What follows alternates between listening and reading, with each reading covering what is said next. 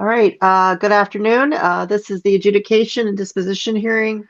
Present in the virtual courtroom, we have Assistant Prosecuting Attorney Scott Vanderkook.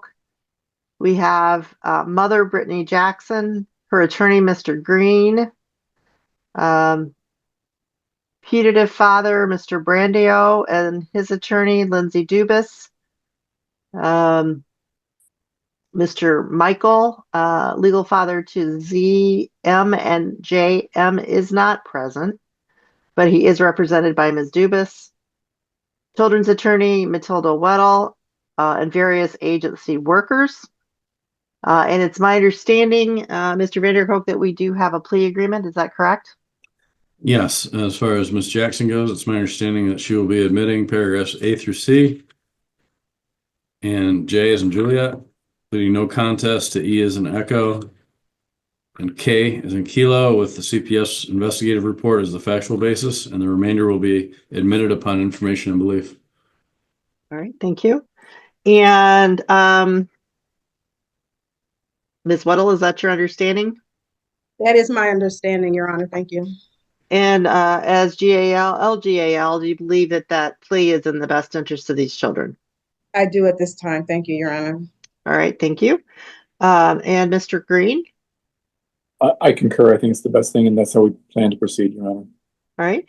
And this matter was initially noticed out for an in-person hearing, but it's my understanding that your client is waiving the in-person hearing and we're proceeding virtually since it is a plea. That is correct, and I spoke to her about that yesterday evening in person, Your Honor. All right, wonderful. All right. And Mr. Vanderkook, would you place, well, you already did. Okay. I forgot to state that we're going to have to take testimony on Mr. Michael and the unknown father too, as well. Okay. All right. And Mr. Vanderkook, there immediate termination was requested. Is that being withdrawn as part of the plea agreement as well? Yes, Your Honor. Okay. Thank you. All right. Ms. Jackson, would you raise your right hand, please? All right. And are either of your children or any of your children eligible for membership in a Native American band or tribe, to your knowledge? No. Okay. And are the parties willing to waive the reading of the petition in advance? Yes, Your Honor. Yes, Your Honor. Yes, All Your right. Honor. Yes, Your Honor. Okay. And Ms. Jackson, do you understand the petition? Yes, I do. Okay. If you enter a plea admitting or pleading no contest to the allegations in the petition, you'll be giving up a number of rights. Those rights are the right to have a trial by a judge or a jury, the right to require that the prosecutor prove all of those allegations by a preponderance or a majority of the evidence, the right to question any of the prosecutor's witnesses in person in court under oath, and the right to have the court order that any witnesses that you believe could be helpful to you, to your side of the case, come to court and testify. Do you have any questions about these rights? No, I don't. Do you understand all of the rights that you'll be losing or giving up if you enter a plea today? I do. Right? And there are a number of consequences that may flow from your plea today. The first is that your children may be made what's called temporary wards of the court. What that means is the court has broad discretion regarding placement. They can be placed with foster care or in foster care with a relative or in a suitable institution. You'll be required to comply with a treatment plan to show that you're able to provide a safe and appropriate home for your children. You may be required to pay for some of the costs of this case, including your attorney's fees, costs of care if children are placed outside of the home, counseling costs, etc. Now, we all hope this next thing will not ever happen, and it certainly is not going to happen today. But I am required to tell you about all the possible future consequences of your plea.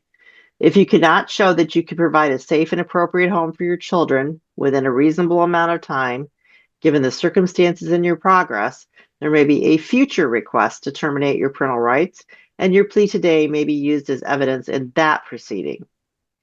If your rights ultimately are terminated in the future, you would have no impact or input, I'm sorry, as to your children's medical treatment, education, discipline, or residence.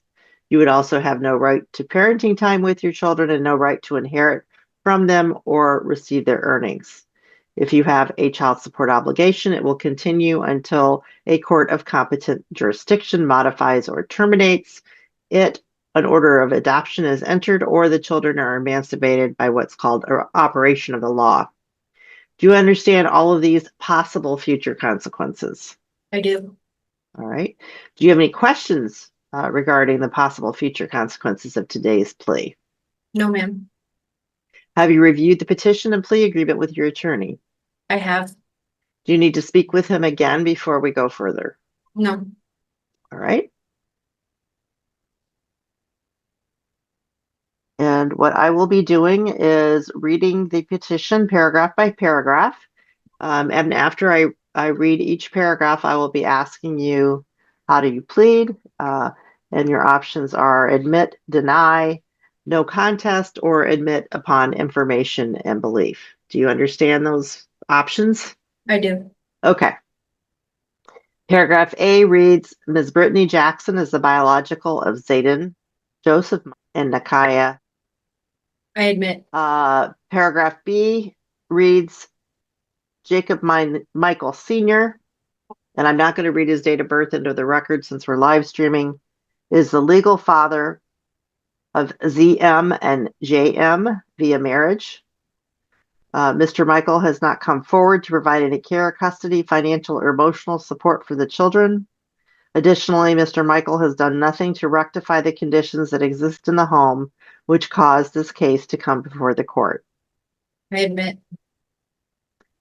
Paragraph C reads, Ms. Brittany Jackson, named Zhao, J-O-A-O, Brando, Brandao. Again, I'm not going to read the date of birth because we're live streaming, as the putative father of NJ.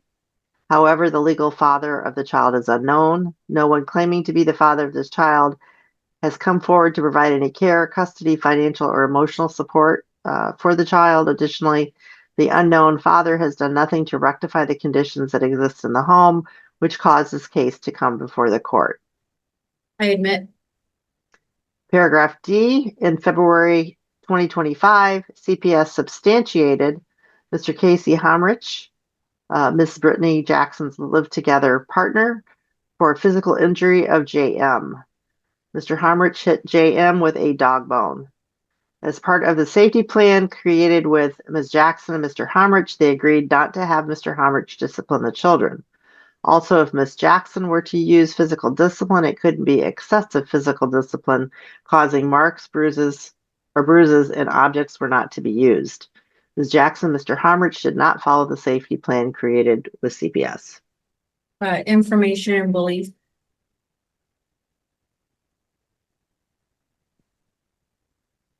All right. Paragraph E, on or about April 22nd, 2025, CPS received allegations of physical injury of ZM. ZM was observed by doctors to have a significant amount of bruising on his buttocks, back of legs, and thighs. Ms. Brittany Jackson admitted Mr. Casey Hamrich used a wooden paddle on ZM's butt, causing severe bruising.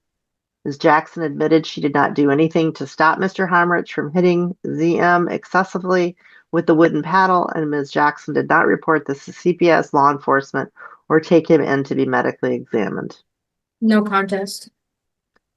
Paragraph F reads, on or about April 22nd, 2025, CPS had Ms. Jackson bring ZM to Helen DeVos Children's Hospital for medical exam. Dr. Thomas, I'm going to spell it, CZOLGOSZ, noted that there are significant concerns of abuse due to the bruising. ZM was observed to have significant bruising around his butt. Photographs were taken by the Kent County Sheriff's Department and the medical staff. ZM was referred to the Center for Child Protection. Information and belief. When you say that, you're saying admit upon information Admit. and belief? Yep. Okay. Paragraph G reads, on or about April 22nd, 2025, a forensic interview was completed with ZM. ZM reported Mr. Casey Hamrich used a paddle and hits him on his cheeks. ZM disclosed being hit on April 21st, 2025 on his butt with the paddle 5 times by Mr. Hamrich. ZM stated Mr. Hamrich hits him, quote, all the time, end quote. Admit upon information and belief. Paragraph H reads, on or about April 22nd, 2025, a forensic interview was completed with JM. JM disclosed ZM currently had a handprint on his butt and thigh from their mother, Ms. Brittany Jackson, spanking ZM with her hand 10 or 11 times on April 21st, 2025. JM said Ms. Jackson hit ZM on his butt, cheek, and thigh with her hand multiple times each day over the previous 3 days. JM reported Mr. Casey Hamrich hits ZM with a paddle. JM reported multiple instances of Mr. Hamrich hitting ZM with the paddle over the past few months. JM stated, quote, ZM got it worse than me, end quote. Admit upon information and belief. Paragraph I reads, on or about April 22nd, 2025, Mr. Casey Hamrich was arrested and is being charged with felony second-degree child abuse, felony second-degree child abuse committed in the presence of another child, and felony tampering with evidence. Admit upon information and belief. Paragraph J, on or about April 22nd, 2025, Ms. Brittany Jackson was arrested and is being charged with felony second-degree child abuse and felony second-degree child abuse committed in the presence of another child. Admit. Paragraph K reads, on or about April 23rd, 2025, Ms. Brittany Jackson again admitted she knew Mr. Hamrich was abusing her children and she did not do anything to protect her children from Mr. Casey Hamrich. No contest. Paragraph L reads, on or about April 23rd, 2025, Mr. Casey Hamrich admitted to using physical discipline on ZM. Mr. Hamrich admitted to hitting ZM with a dog bone in February 2025. Mr. Hamrich stated Ms. Brittany Jackson also uses physical discipline on ZM and JM. Admit upon information and belief.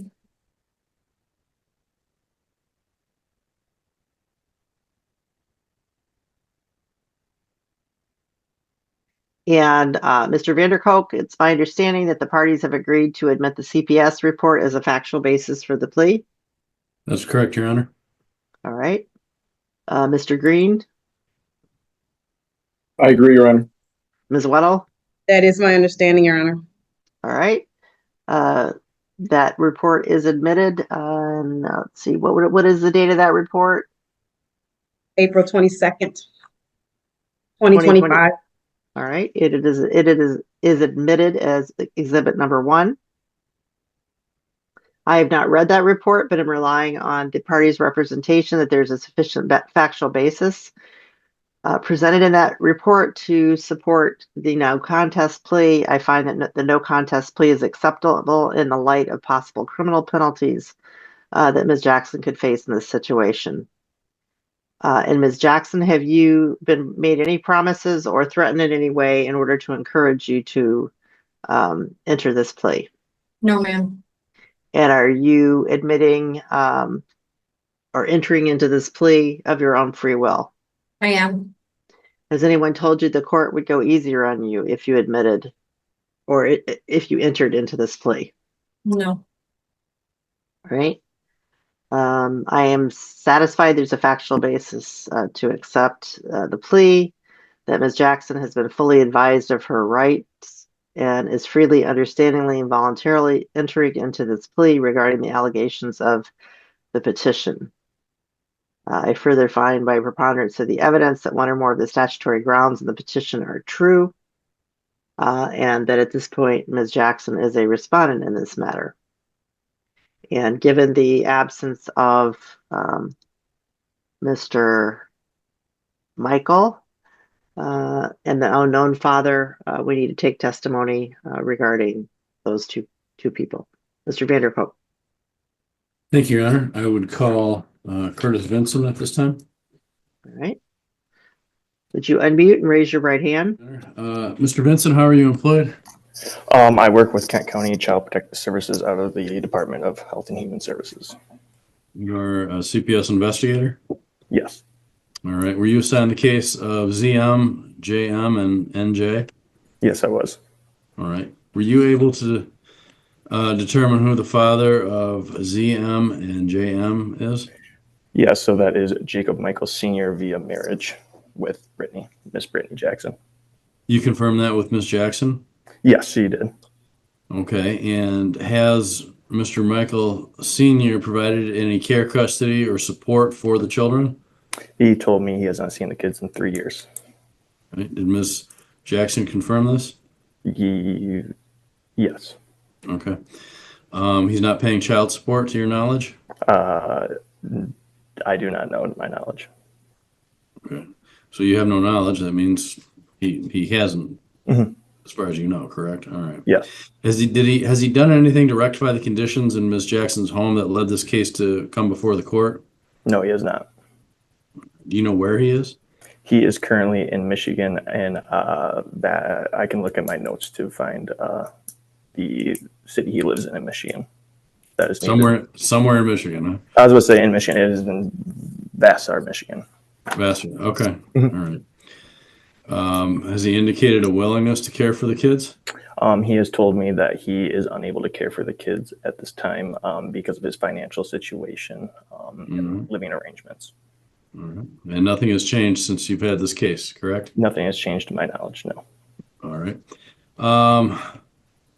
So he would not have been an appropriate placement for the children, given his statements, correct? No. It's not correct, or he would not have been a good placement. Sorry. All right. Did you identify the father of NJ? You said MJ, sorry. NJ or N as in November?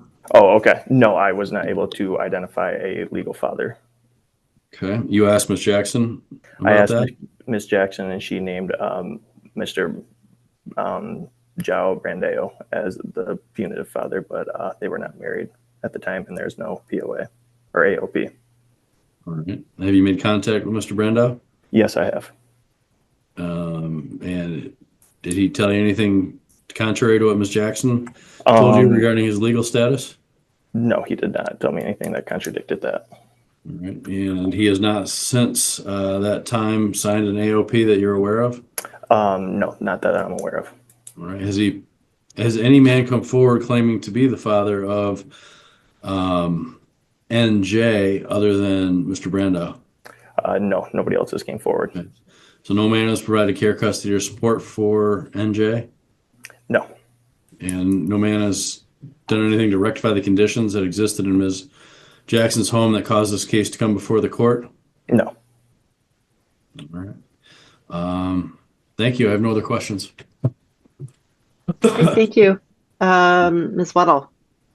Just a quick question, and I apologize if it was asked, but the legal father of NJ is unknown, correct? Of NJ is unknown, correct. Thank you. That's it. All right. Ms. Dubus. Thank you. Mr. Brando has been in communication with the agency, correct?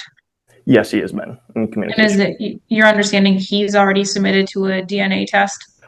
He did tell me that. I do not know any updates on that through foster care wise. Okay. And is it being arranged for the child to be submitted for DNA testing as well? I do not know, as that is through foster care. Okay. And has Mr. Brando expressed the desire to be established as legal father once paternity is confirmed? Yes, he has expressed that. Okay.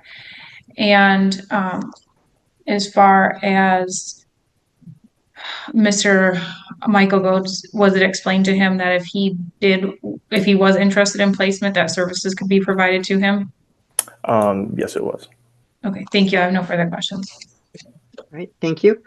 Mr. Vanderkolk, any follow-up? No, Your Honor. Ms. Weddle? Pete? No, thank you. All right, Mr. Green? I have no questions, Your Honor. All right. Any further witnesses, Mr. Vanderkolk? No, Your Honor, the people rest. Ms. Weddle? No, thank you. Ms. Dubus? No, thank you, Your Honor. Mr. Green? No, Your Honor. All right, statements, Mr. Vanderkolk. Thank you, Your Honor. I believe that paragraphs B and C have been proven by the required standard of preponderance of the evidence. Testimony was clear that Mr. Michael Sr. is the legal father to ZM and JM, and he has failed to provide care, custody, or support for the children and did nothing to rectify the conditions that existed in Ms. Jackson's home that led to this case coming before the court. And the unknown father to NJ has likewise done nothing to provide care, custody, or support for her, or done anything to rectify the conditions that exist in the home. So I'd ask the court make both individuals respondents at this time. Thank you. Ms. Weddle?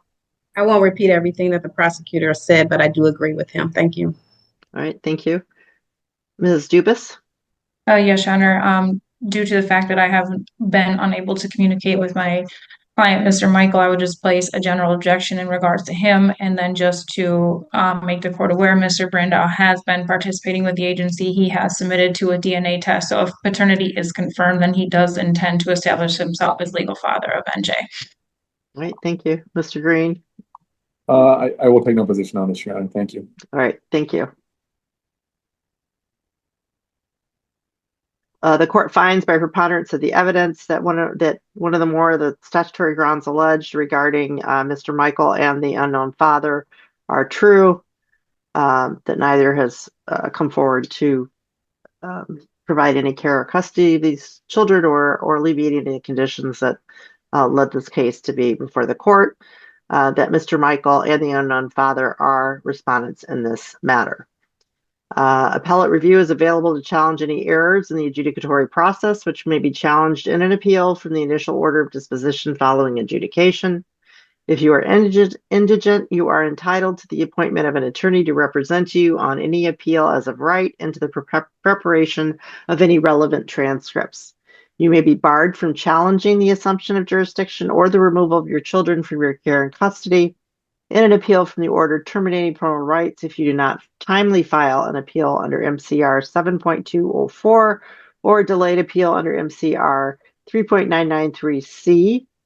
At any time while the court retains jurisdiction over your children, you may challenge the continuing exercise of that jurisdiction by filing a motion for rehearing under MCL 712A.21 or by filing an application for leave to appeal with the Michigan Court of Appeals. And who did we just lose? I think we've got all of our attorneys. We've got parents. So I'm going to keep going.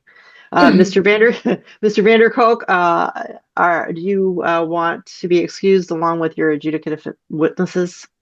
Yes, please. All right, you're excused. Thank you very much. Thank you. Thank you, Mr. Benton. All right, and Ms. Weddle, are you prepared to go on to disposition at this time? Yes, ma'am. All right. I would like to call Amanda Johnson, please. Okay. Miss Johnson, I'm sorry, you already spelled your name, correct? I did, yes. Okay. Can you please state where you are employed and what is your position? Yes, I work at Wellspring Lutheran Services and I am the foster care program manager. Okay. And so you've prepared or assisted in the preparation and collection of reports? I have.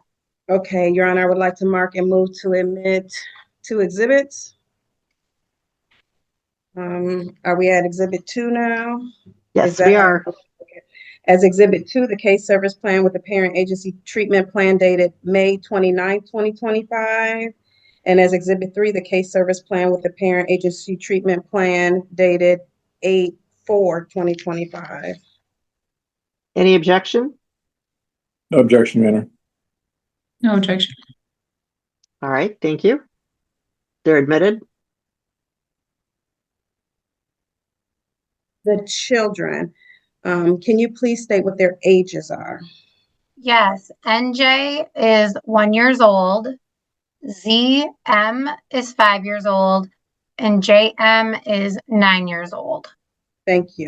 Now, in terms of their placement, two of the children are placed with a paternal uncle and aunt, correct? I believe it's maternal, but yes. I'm sorry. Thank you for correcting me. And so you've been able to do an assessment on that home, correct? Our licensing department has, and the home is appropriate. Okay. And so is it fair to say that there are zero safety concerns, but you're working with the relative caregiver on the cleanliness of the home, correct? Correct. Okay. Is that home able to meet the children's needs? Yes, it is. Okay. The oldest child was placed in that home, correct? That is correct. Can you tell me where he is now placed?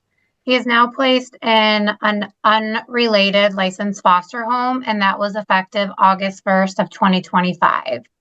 And this was due to his significant behaviors, and we had to offer an escalated foster payment rate for someone to take JM due to the behaviors that he is exhibiting.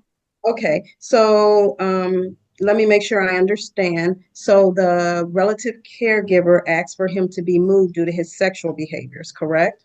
Correct. They indicated that he was inappropriately touching their biological child, grooming them and trying to get them alone in the room. And she would ask to have him moved as soon as possible. Okay. And there was also some concern about him touching his brother, correct? Correct. There was concerns that he was also acting inappropriately with ZM. Okay, and so is the licensed foster home that he is currently in, is that intended to be a little longer term or is that a short-term placement? Because I know he's moved several times. He has. This is intended to be a longer term placement. They even enrolled him in school, and things have been going really well in the home. And this is a veteran and seasoned foster parent. And so she knows how to really keep the safety plan in place and address all the needs. Okay, great. And the relative caregiver indicated a willingness to take him back once the behaviors have improved or been eliminated, correct? That's correct. Okay.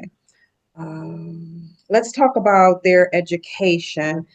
JM was previously in online schooling, correct? That is correct. However, as of this Monday, he is enrolled in Granville. Okay. He is being monitored for an IEP just because we don't know, because he was on online schooling. So we are monitoring that. And if he does need an IEP or a 504 plan, we will be sure to get that timely. Okay, well, that was going to be my next question because, you know, sometimes there's concerns with online schooling. So will they evaluate him on where his educational level is at? Correct. Okay. And then let's talk about ZM. He is 5. So is he currently enrolled in school? Yes, he is enrolled in kindergarten. Okay. And same thing with him, that they will keep an eye on it to see if he needs an IEP or a 504 plan. Okay. And I also noticed in the report, is there some concern and will he be evaluated for speech delays? Correct, and the school will do that. Okay, thanks. In terms of medical, dental immunization, are the children up to date? NJ, ZM, and JM are all up to date with their medical and dentals. Okay. And there were no concerns noted in any of the appointments. Now, I did notice that I'm sorry, I'm trying to get the initials, NJ, had lead poisoning. Has that been addressed? All the kids were tested for lead poisoning. The doctors were not too concerned, but they did have a follow-up appointment and they are working on that. And we will continue to make sure that any additional follow-up appointments that are needed will occur. But hopefully it is already taken care of with that first appointment. Awesome. Now let's talk about the children's mental and emotional well-being. I believe that JM is on medication, correct? JM is on medication. He is on Quilivant, and that is to address his diagnoses that he came into care with ADHD and ODD. Okay. And I believe I saw a med review will be held in December. That is correct. However, due to him moving counties, I am thinking that we will have to get him in somewhere in Kent County sooner rather than later, just to ensure continuity and a smooth transition. Okay, great. But you'll follow up on that, correct? Absolutely. Okay, and so I did notice, okay, so we talked about his sexual behaviors. He also has some other behavioral issues, correct? Yes. Okay, could you explain those to the court? Currently, right now, the main issues that the foster care parents are seeing is just he is dismembering Barbie dolls to a point where it's not age appropriate. He does have a significant obsession with guns and shooting, and there hasn't been a lot of physical aggression. It's mostly just the sexualized behaviors and then some just concerning play that he engages in. We'll talk about how those are being addressed in just a moment, but then ZM also has behaviors, correct? His are not as bad, as significant as JM, but yes, he does have some behaviors. And I know you said we'll go into what we're doing to rectify those, but he is in services. Both of them are. Okay, so ZM's behaviors included him wetting on himself, correct? Correct. And exposing himself, correct? The exposing I cannot speak to. I did not see that in any of the reports I read, but urinating on himself, that is accurate. Okay, and so you can follow up regarding the exposure, correct? Because I believe I saw that in the report, but you can follow up on that, correct? Absolutely. Okay, great. Now let's talk about JM. What services is he in to address the physical abuse, the behaviors, and the sexual abuse? So prior to him moving, he was engaged in Barry CMH. He had his intake appointment on 5/28/25 and started regular therapy on 6/11/25. However, now that the new foster parent has committed to keeping him longer term, we are in the process of referring him to probably the YWCA or some other form of obviously therapy, but the YWCA would be the best for him. We're also looking into body safety classes through the CAC. And in the interim, a referral was submitted for our enhanced foster care program. So at least the foster parent can have some sort of support while we actively get him engaged in therapy. And then I don't know if you want me to go into the allegations and his CAC assessment.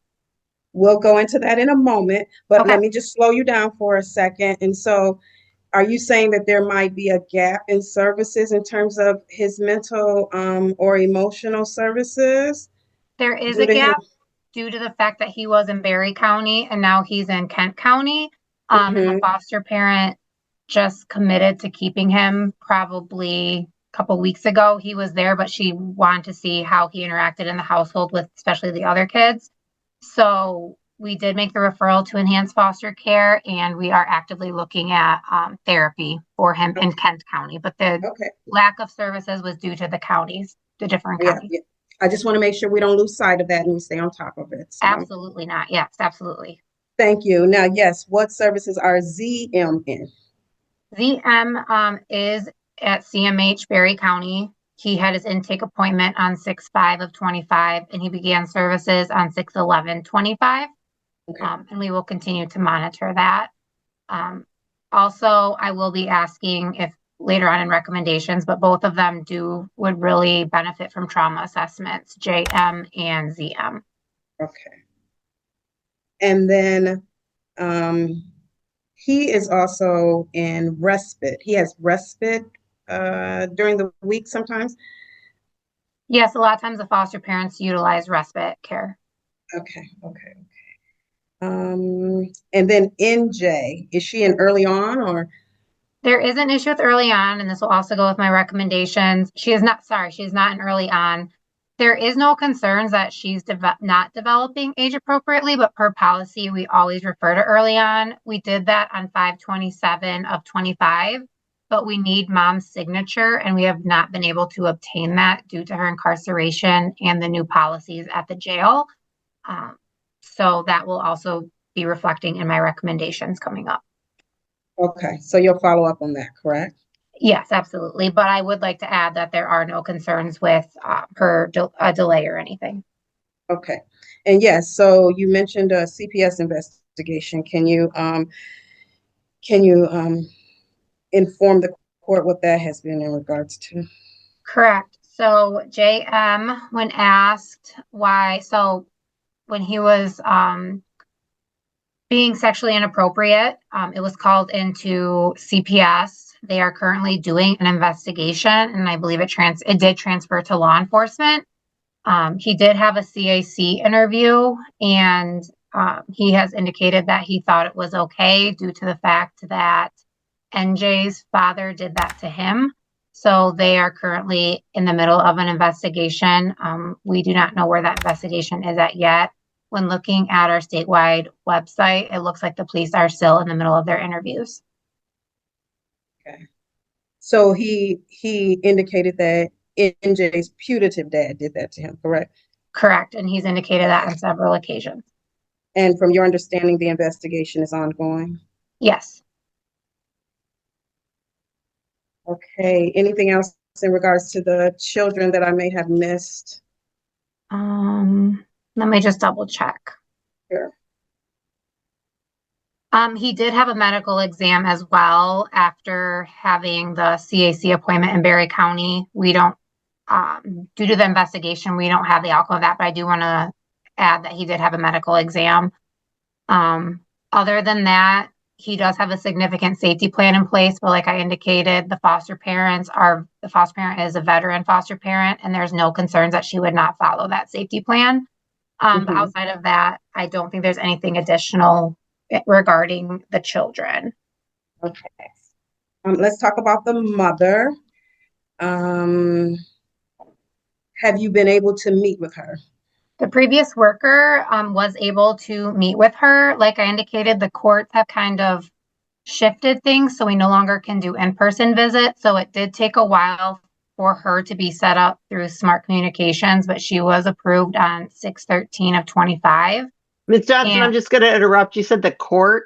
Sorry, the jail. I'm sorry. Thank you. For interrupting I just want to me. make sure the record is clear. Okay. No, I apologize. The jail changed their the way that they're operating. So she did have an in-person visit on 6/13/25 after she was approved. I would like to say that in between we have been sending incarcerated parent packets, but also due to the new jails policy, they can't give us anything back. And I do know that the new worker who is on the hearing today, she is getting in the process of setting up through Smart Communications to be able to go see her virtually or to see her virtually.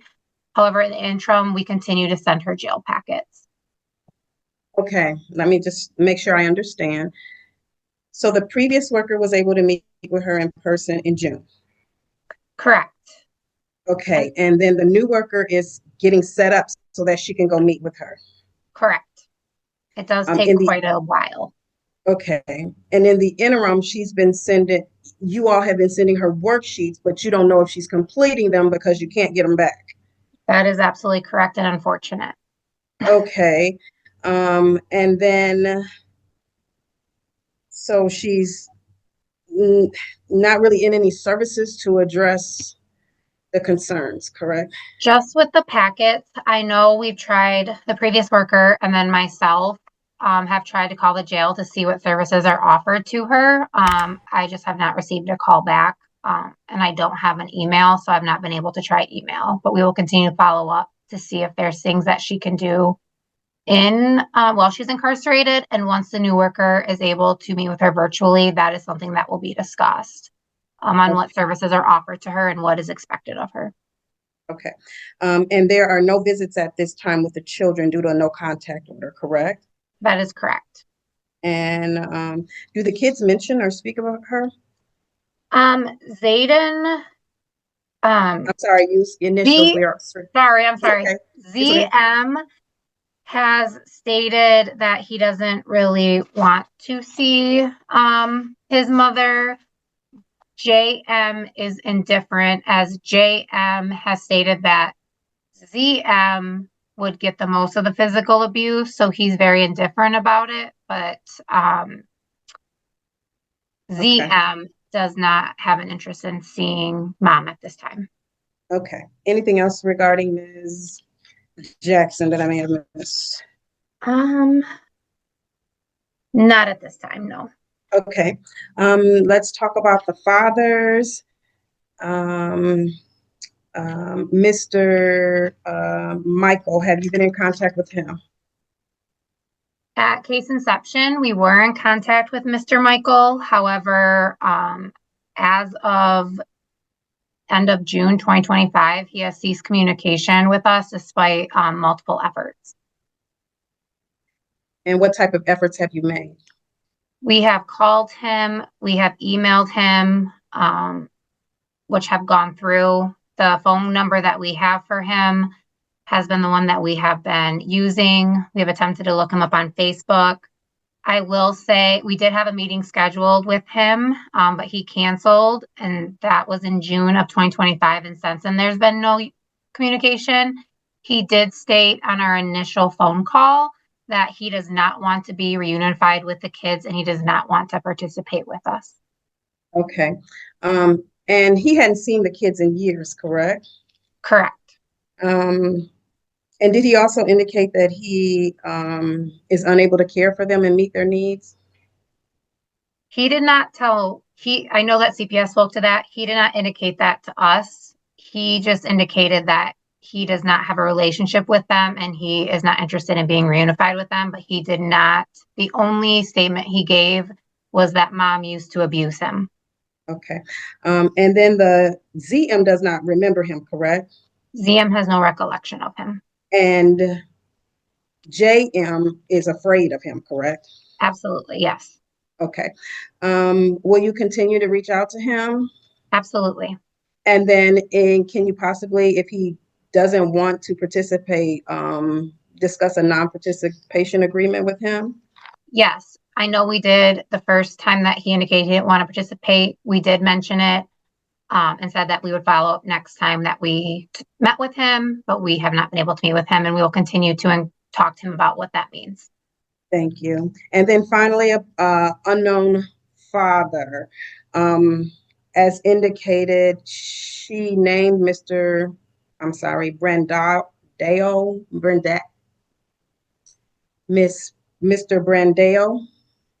I'll go with that. Yes. Yes, that is Okay. what she named as fugitive. Okay. And has a DNA test been completed? So Mr. Brandeo did miss his first DNA testing appointment. However, he did go on 7/17 of 25. The agency was contacting DNA diagnostics to confirm this and to confirm if the child NJ went, and they indicated to me last week they needed me to write a form stating that the caregivers could take her.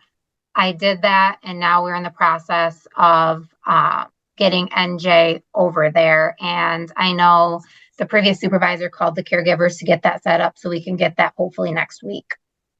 Okay. So that's being set up for the baby to get her part of the test done.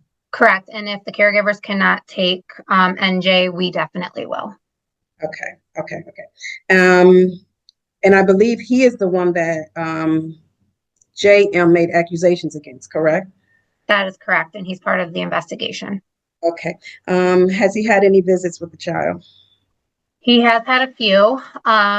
He was having virtual visits on Thursdays at 11. He requested only wanting one visit a week, even though he is offered 2 times a week.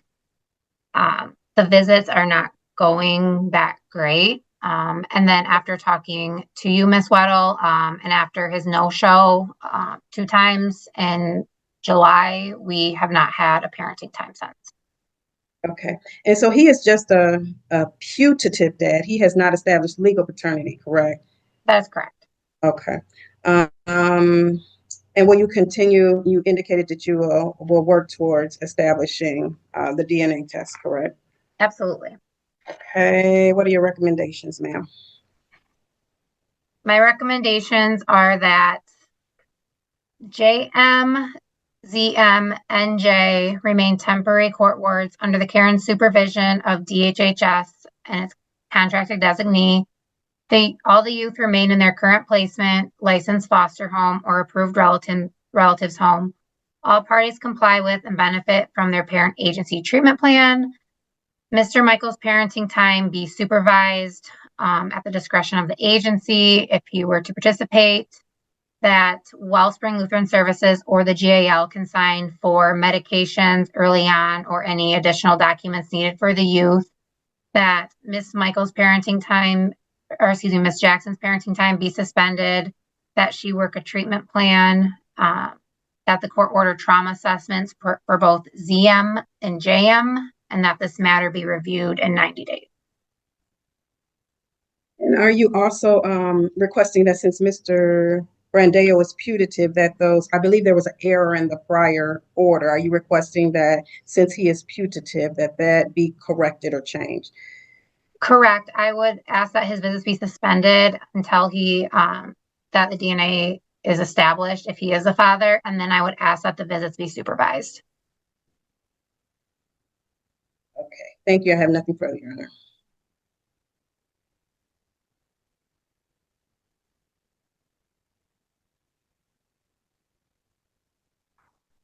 Right, Mr. Green. Thank you, Your Honor. Ms. Johnson, a lot of these questions, just so you know where to kind of focus your thoughts here, are going to be with getting information to and from my client who is currently incarcerated. And I know these challenges were not put forth by you, but it's going to be obviously incredibly important as we move forward to make sure there's an exchange. And just kind of an FYI, not just for you, but for everybody, the jail as of April, I just found this out the other day when visiting Ms. Jackson, has changed their policy for the exchange of paper documents. And so if you go out to the jail, you might find something different in terms of how that works. To that point, the last time you met with Ms. Jackson, I believe you said, was it, or someone from your agency, was June 13, is that correct? That is correct. Were you able at that point to get, you mentioned some work packets, which are pretty standard, some parent packets. Were you able to give her parent packets at that point? Yes, we are able to give her packets. She just cannot give them to us. And I know, as stated as a prologue, I know this is a challenge. How do you intend to get those packets back if you're asking her to do this work and my client is more than willing to do so? How are you going to get them back? Mr. Green, that is a good question that we're trying to brainstorm and figure out. I think the best bet at this time is when the new worker does go there, maybe going over the packets with her, have Ms. Jackson fill them out, and then the new worker go there and just kind of see like what her answers are and talk about that. I think that is the best way to go about that right now. Other than that, I am open to suggestions. It's very unfortunate that we can't have more communication with our clients that are incarcerated. And Ms. Johnson, as I mentioned this, I'm sure the court is listening and perhaps could exercise some sort of influence over the jail. Is there any way, will the jail allow you to, this is pure curiosity, I don't know, will the jail allow you to have her write them and they can scan them and send them back? And I know that could be burdensome for them, but I'll be honest, I'm not just thinking about this client in this case, I'm thinking about all my clients are in this situation. Is that possible? Have you guys explored that? We have not. That's a great idea. When I am determined to get a hold of someone at the jail about classes, and I will ask that if that's something they can do. I foresee it being a burden on them and that they won't do that, but I definitely will ask that because there has to be a better way to go about doing this. I couldn't agree more, Ms. Johnson. My next question, and this is, I wouldn't say unique to my client, but certainly an uncommon circumstance. Due to the nature of her criminal charges, she is currently in max security there, although none of her actions have indicated that she's going to harm someone in the jail.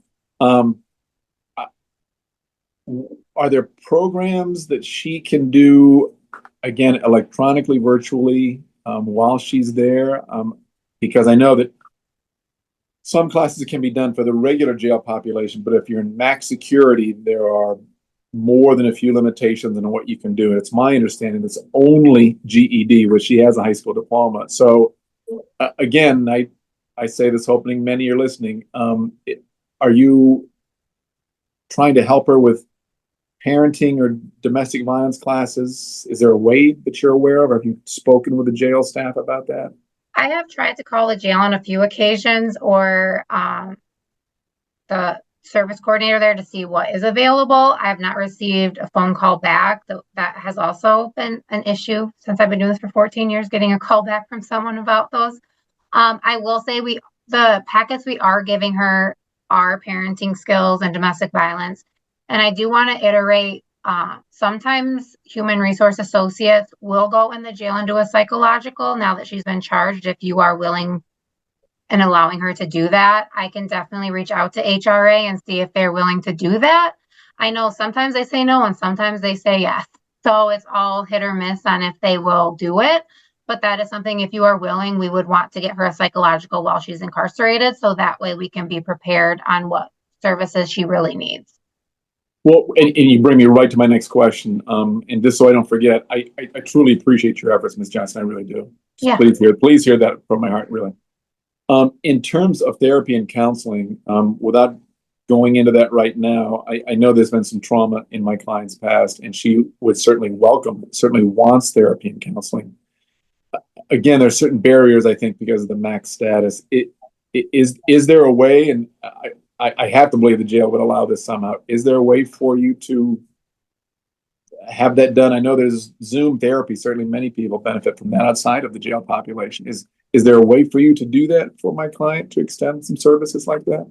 We will definitely look into that, Mr. Green. I know there's just so many challenges when they're incarcerated that sometimes, especially with her being in max, that I've had clients that were not in max security and they wouldn't allow it, but that is something that I think that we just need to be persistent on and just continue to ask the jail and see if they're willing to work with us on that.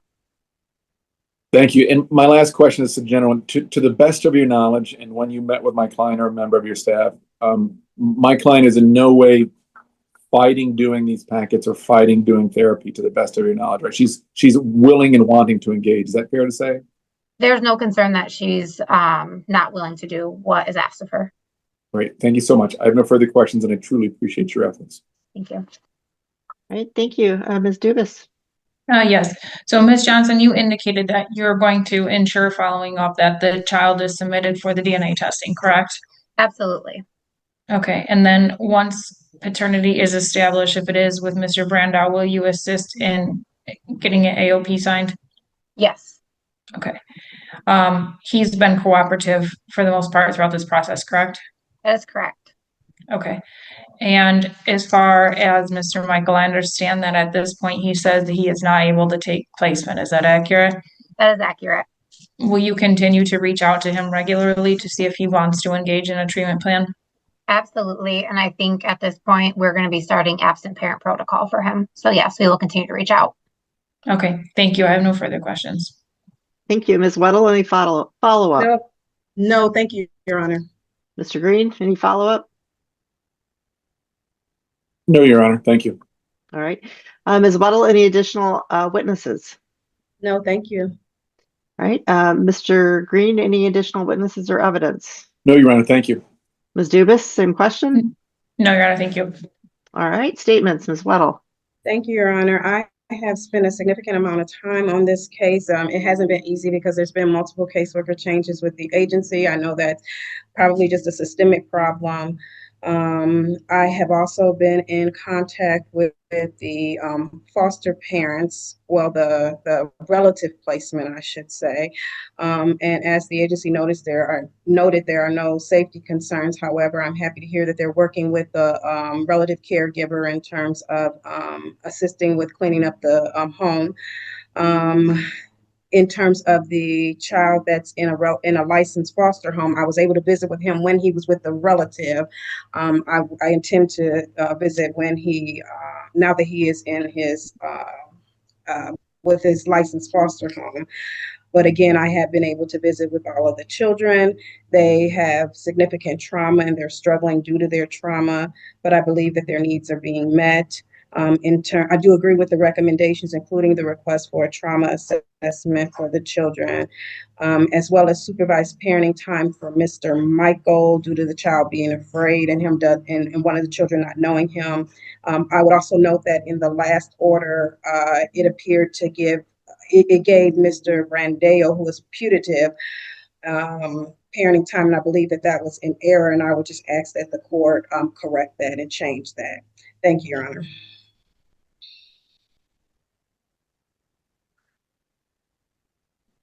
All right, thank you. Mr. Green. Thank you, Your Honor.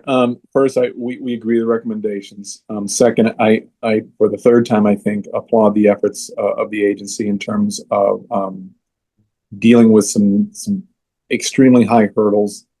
Third, I've spoken with my client a couple times in person there in jail, and I applaud her in that she is welcoming and asking for therapy and/or counseling. She's exploring housing when she gets out. She's exploring getting a job when she gets out. She's ready to take very positive actions with the assistance of the agency and services suggested by the agency. And so she is ready to move in a very positive direction. That said, rarely have I been, I'm going to be speaking to people who aren't here, as upset or angry as I am at the jail for putting these kinds of burdens on people who are trying to break the cycle of abuse at home, who are trying to overcome their traumas of the past, are trying to prevent further crimes, and to have barriers against respected agencies that are reaching out, attempting to help them. I have to say, I think it's incumbent upon all of us, and I would hope this court would perhaps explore that a little bit. And I know this court's very busy, but somehow, Your Honor, not just for my client, but for a number of clients, something has to be done so that perhaps agencies get some sort of a pass or a means of getting beyond or through these hurdles. I'm getting worked up. It's absolutely ridiculous that we can't do more to help those who may have made mistakes. Granted, but are we a society that wishes to heal, or are we a society that wishes to lock people up and prevent them from getting on with their lives? I'm very emotional about this, very upset about this. I just found this out in speaking to my client last night. And again, I'm not pointing any fingers towards any person on this Zoom, but I'll climb off my soapbox. But I would hope that somehow we can move beyond that. Until we do, I certainly implore Ms. Johnson and others working with her to do what they can and to see how we can advance services to my client and clients like her. Thank you, Your Honor. All right, thank you. Ms. Dubus. Yes, Your Honor, I do think the recommendations are appropriate. Although Mr. Brandau is simply punitive at this point, he has been very communicative with myself and the agency. He's taken the steps that he needs to at this point to try to establish paternity. So I'm hoping that we can get the child in there rather quickly to do that so we can establish a legal father for her. Other than that, I would just ask that the agency continue to make contact with Mr. Michael so that in the event he does want to engage, that is available to him. All right, thank you. The court finds that the lawyer guardian ad litem has complied with the requirements of the statute. There is probable cause to believe that Jacob Michael is the legal father of JM and ZM, that Mr. Brandau is the putative father of NJ, that return of any of these children to a parent today would cause a substantial risk of harm to the juvenile or society.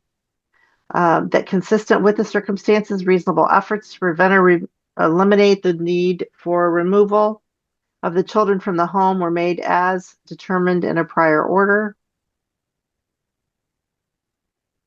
That reasonable efforts be made to preserve and reunify the family, make it possible for these children to return home.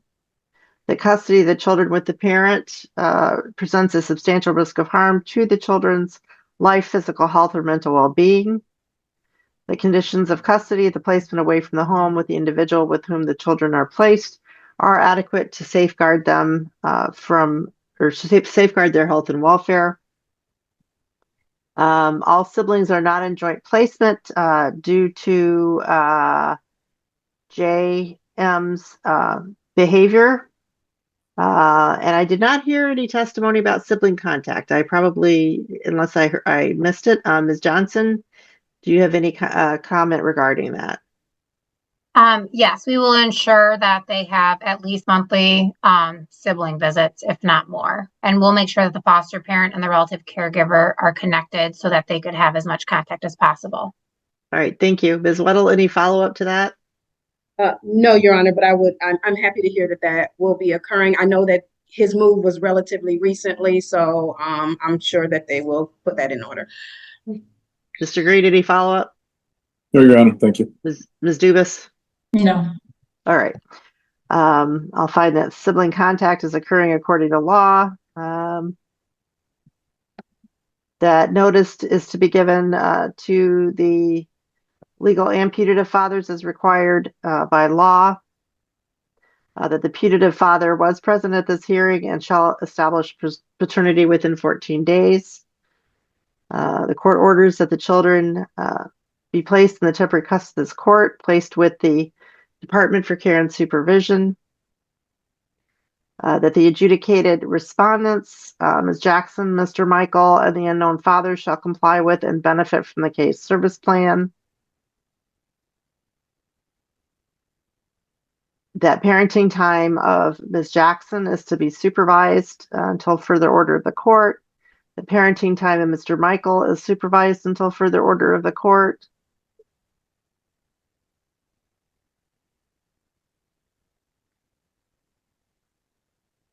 Continue the attorneys in this matter. Also, the court orders that the LGAL has the authority to sign any medical treatment requests or necessary releases based on the difficulties and, in fact, the possibility, it sounds like, of getting those things signed by Ms. Jackson, regardless of her desire to sign such because of the restrictions at the jail. That both JM and ZM are to receive trauma assessments as soon as possible. And Ms. Gibson, do we have a date for our next hearing? Yes, Your Honor, November 13th from 10 to 11 a.m. Ms. Weddle, I saw you had a question. I just have a couple, just if you can clarify for me so that we can make sure that the agency, because they come to me often and ask me questions about the court order. But so in terms of Ms. Jackson's visits being supervised, I believe there's a no contact order in the criminal case. And so now we're going to have conflicting orders. And I just was hoping that you could clarify that for me. That's just in the event that the no contact order is lifted. Obviously, as long as that no contact order is in place, that provision is not does not apply. Okay. I'm sure Ms. Johnson heard that, so that she would be aware of that. And then in terms of the will there be a correction to the order in terms of the previous order said Mr. Brandeo was given parenting time? Will that be in the order? I'm not going to correct it at this point. It's just that going forward, this order will not have any parenting time for him. Okay. Since the parenting time occurred, I don't want to cause an issue with the agency, so I'm not going to correct that. Okay, so you're saying that in this order, there's no parenting time that was issued, correct? Right. He has no legal right to parenting time, so therefore there will not be any ordered. I'm sure that prior order was a mistake. Okay, and I just want the agency to hear it because they're going to come to me and ask me to clarify. And then finally, you gave me permission to be able to sign. Will the agency also have permission to sign for um his prescriptions and different things? No, I would rather have it be you. Okay.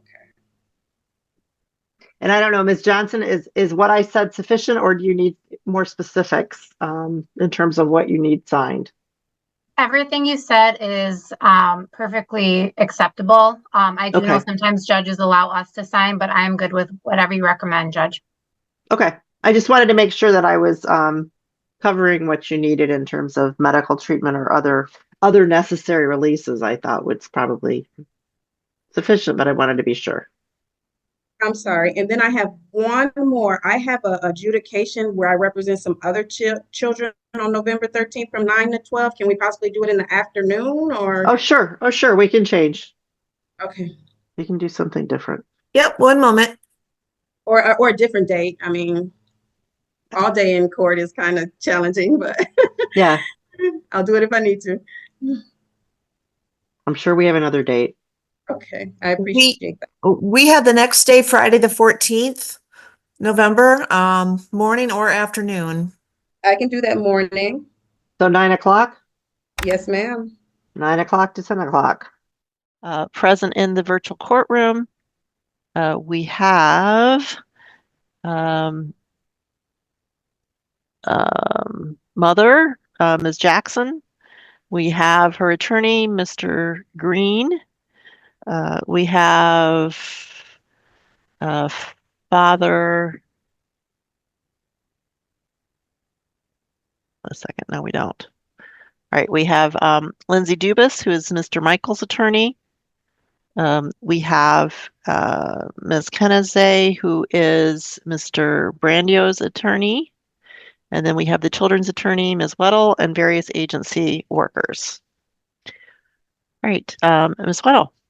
Yes, thank you, Your Honor. I would like to call Faith Wasink, and I apologize if I'm not pronouncing that correctly. All right.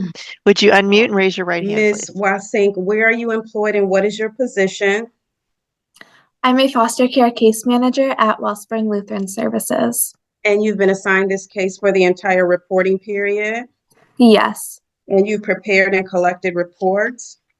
Yes. Your Honor, I would like to mark and move to admit several exhibits. As Exhibit 1, a case service plan with a parent agency treatment plan dated October 31st, 2025. As Exhibit 2, an enhanced foster care individual service agreement for JM dated September 22nd, 2025. As Exhibit 3, and also I put the two EFC reports together. So there's also an initial treatment plan for JM dated September 23rd. So I put those two together as Exhibit 2. Sorry, my notes are off. And then as Exhibit 3, an IEP for JM dated 10/16/2025. And as Exhibit 4, an Arbor Circle wraparound meeting report for JM dated October 23rd, 2025. Any objections? No. Objections. All right, they're admitted. Thank you, Your Honor. So let's talk about the children. JM is 9, ZM is 5, NJ is 1, correct? Correct. Okay. We'll get into the specifics about how each child is doing, but ZM and NJ are with a maternal uncle and aunt, correct? Correct. And the agency completed assessments on them? Yes. I believe at the last court hearing, there was testimony that there were 0 safety concerns, but the agency was working with them on the cleanliness of the house. Has that improved? Yes, that has improved. Okay, and you'll continue to monitor that? Yes. And they're able to meet the needs of the children? Yes. JM was previously placed at that home, correct? Correct. And he was moved due to his sexual behaviors? Correct. Okay. He is currently placed in his 4th placement since Yes, coming that's into correct. care, and that's due to his sexual behaviors and his extreme behaviors and safety concerns. Yes. Is that placement a permanent or a long-term placement for him?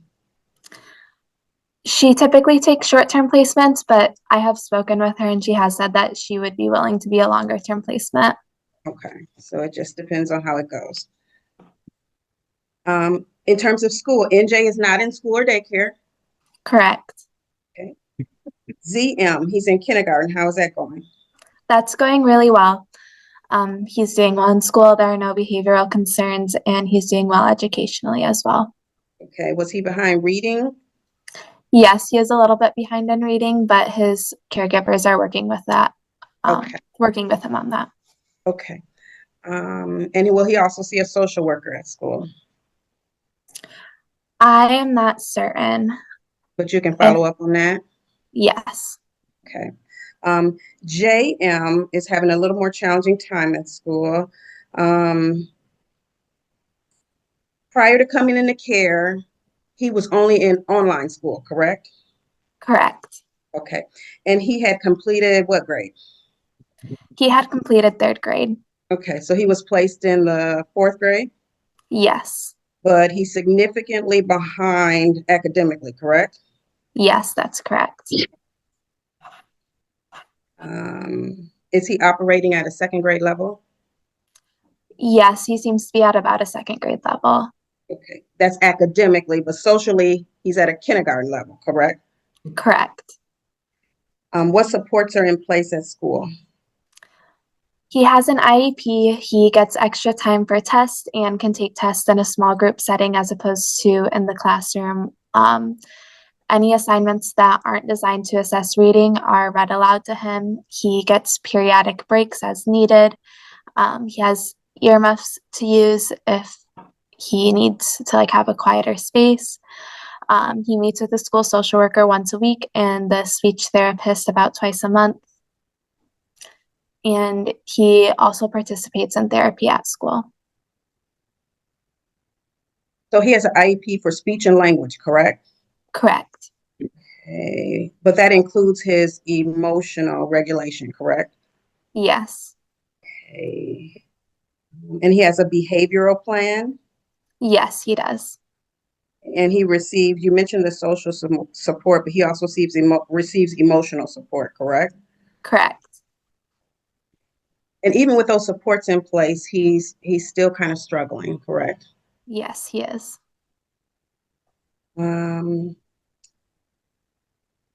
He has had numerous behavioral referrals. I believe it said 25 plus in the reports. Yes. And he's been suspended multiple times from school, and he's permanently suspended from after school care, correct? Correct. In terms of medical, dental immunizations, are the children up to date? Yes. There's been minor concerns, but they've been addressed, correct? Correct. Now, NJ, in terms of her mental and emotional state, are there any concerns? No, there are no concerns. Did she have an assessment from early on? Yes, she did have an assessment. And were supports needed? No, they determined that supports weren't needed. Okay, let's talk about ZM. Previously, there were testimony that he had some behaviors. How is he doing with his mental and emotional support? He's doing really well. He's participating in therapy, and that's going well. He was also receiving respite care through his local CMH, but those services ended just because the referral ran out about a month ago. Okay, and so in counseling, he's addressing physical and sexual abuse, correct? Correct. Okay, because his brother touched him inappropriately, correct? Yes. Okay, and so the court ordered a trauma assessment. What is the status of that? We have turned everything in for the trauma assessments. DHHS does have a little bit of a wait list, but we're waiting to get that back from them. Let's talk about JM. What are his diagnoses? He is diagnosed with ADHD, ODD, and PTSD. And he's currently on medication, correct? Correct. Okay, and do you know what those medications are? Yes, he's currently prescribed 40 milligrams of Colavent and 9.5 milligrams of guanfacine. Okay. And he has been approved for psychiatric services, correct? Yes, he has. And there's an appointment next week for that? Yes, there is. Okay. Now we mentioned his sexual behaviors. Is there a current investigation regarding that? I believe the investigation was recently completed. Okay. And who are the allegations against? Against NJ's father. Okay.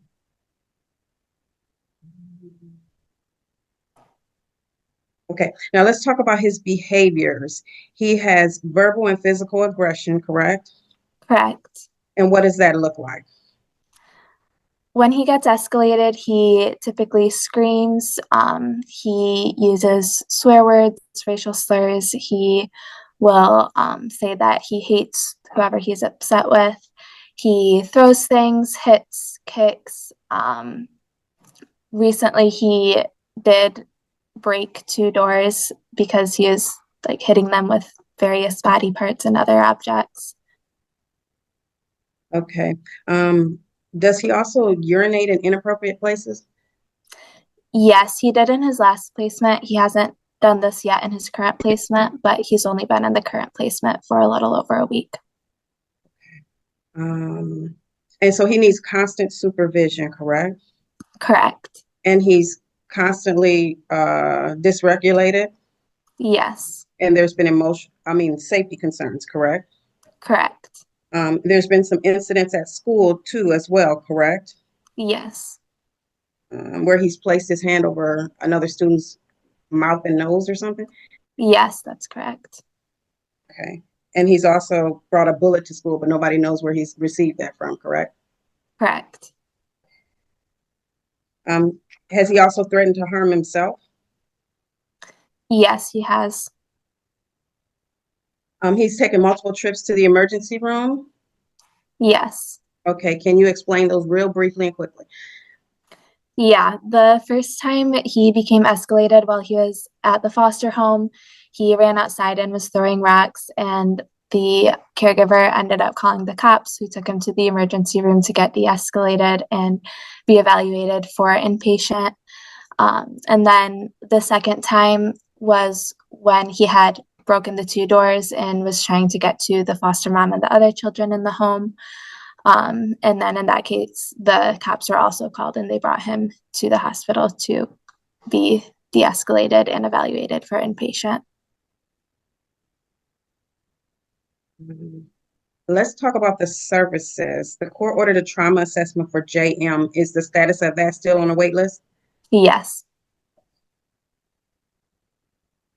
And what services is he currently in? You mentioned the counseling at school. Yes, he's also in enhanced foster care.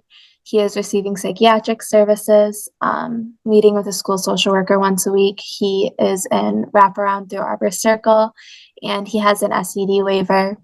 He is also waitlisted for a community life support, for respite care through Arbor Circle, and for recreational therapy. And the SED waiver provides additional services to attempt to maintain him in the community, correct? Correct. And he has safety plans in place for his sexual behaviors and extreme behaviors? Yes. Okay. And due to his behaviors and safety concerns, you're requesting that the court authorize residential as a possible placement option? Yes. Has he had any sibling visits? Yes, he has monthly sibling visits. When I go and do my home visit with his siblings, I bring him along so that he can play with them. Okay. We've covered a lot. Is there anything that I missed in regards to the children? I don't believe so. Let's talk about Miss Jackson. She's incarcerated for the facts surrounding this case. Do you know what the status of her current criminal case is? I do not. Have you had contact with her? Yes, I've been able to send her some messages through Smart Communications, but I haven't been able to set up video calls. Have you sent her monthly packets, or I'm not sure what they're called, homework packets or? Yeah, I have been sending her the packets, but per the messages I've been sending with her, I don't believe she's actually receiving them. I did send the last packet to her lawyer to give to her, as that was something she had requested. So you haven't really been able to, I mean, based on the petition, would you say her barriers were? Her barriers are parenting skills, emotional stability, child characteristics, domestic relations, and then failure to protect from sexual abuse. And physical abuse, correct? Correct. She would also need employment and housing. So those can be assessed when she gets out of jail. Have there been any services other than the homework packets that you're not sure if she's receiving? I did complete a case service for a psychological evaluation, but I'm waiting to get that approved. Okay. And she's had no visits due to the no contact order, correct? Correct. And the kids don't mention her. Correct. And you'll continue, well, when she gets out, you'll assess her for what services she needs. Correct. Let's talk about the fathers. Mr. Michael Sr., he's legal to JM and ZM, correct? Correct. Have you had any communication with him? I have attempted to contact him many times, but I have not successfully done so. And so you haven't been able to assess his barriers either, correct? Correct. He previously indicated he did not desire parenting time, correct? Yes, that's correct. And the kids have not seen him in years? Correct. JM reports to being afraid of him, and ZM doesn't remember him, correct? Correct. Okay, let's talk about Mr. Brandeo. Have you completed a DNA test? Yes, the DNA test was positive. Okay, and can you include that next time with the reports? Yes, I apologize. No problem. And he has done zero to establish himself as a legal father, correct? I did send him an affidavit of parentage, and I believe he completed it, but he still needs to send it back to me. Okay, so you're unsure whether both or either of the parents will sign that, correct? Correct. And if he becomes legal, you intend to do a petition to make him a respondent? Yes. And why is that? Due to the sexual abuse of JM. What are your recommendations, Ms. Wassink? It is respectfully recommended that Jacob, Zayden, and Nikaya, I apologize, JM, ZM, and NJ remain temporary court wards under the care and supervision of the Department of Health and Human Services and Wellspring Lutheran Services, that ZM and NJ remain placed with a licensed foster home or appropriate relatives home, that JM be placed in a residential home, licensed foster home, or appropriate relative home, that all parties comply with and benefit from their parent agency treatment plan, that the no contact order continue, and that this matter be reviewed as required. Okay. In terms of the children, are you also requesting that the children be placed, or a possible placement be fictive kin? I know you were looking into some creative options. Yes, that would also be appropriate. Okay. And then Mr. Michael, his parenting time, what are you requesting in terms of parenting time for him? In terms of parenting time for him, that it be supervised by the agency if you wish to participate in it. Okay. And then you previously requested that I am able to sign documents and make decisions. Are you requesting that that continue? Yes. I think that's it, Your Honor. I have nothing further. All right, thank you. Mr. Green. Thank you, Your Honor. Ms. Wassink, is it fair to say there are some hurdles due to protocol that make the exchange of materials difficult, if not impossible, with Ms. Jackson in the Kent County Yes, Correctional Facility? Yes, that's fair to say. Okay, and I know that you and I have spoken about that, and I'm trying to help out with that, but that's through no fault of Ms. Jackson. Is that correct? Correct. And in your communications, which again, I believe you said there's no video possible, but through a messaging system, she's indicated that she's more than willing to do what she can in terms of completing packets and working services, correct? Yes, that's correct. Aside from the packets, are there any services or programs that she can do or has done since being incarcerated? As I said, we are working on a psychological evaluation, and once we're able to complete that, I plan to contact the jail to see what services they have in place that she'd be able to participate in. Okay.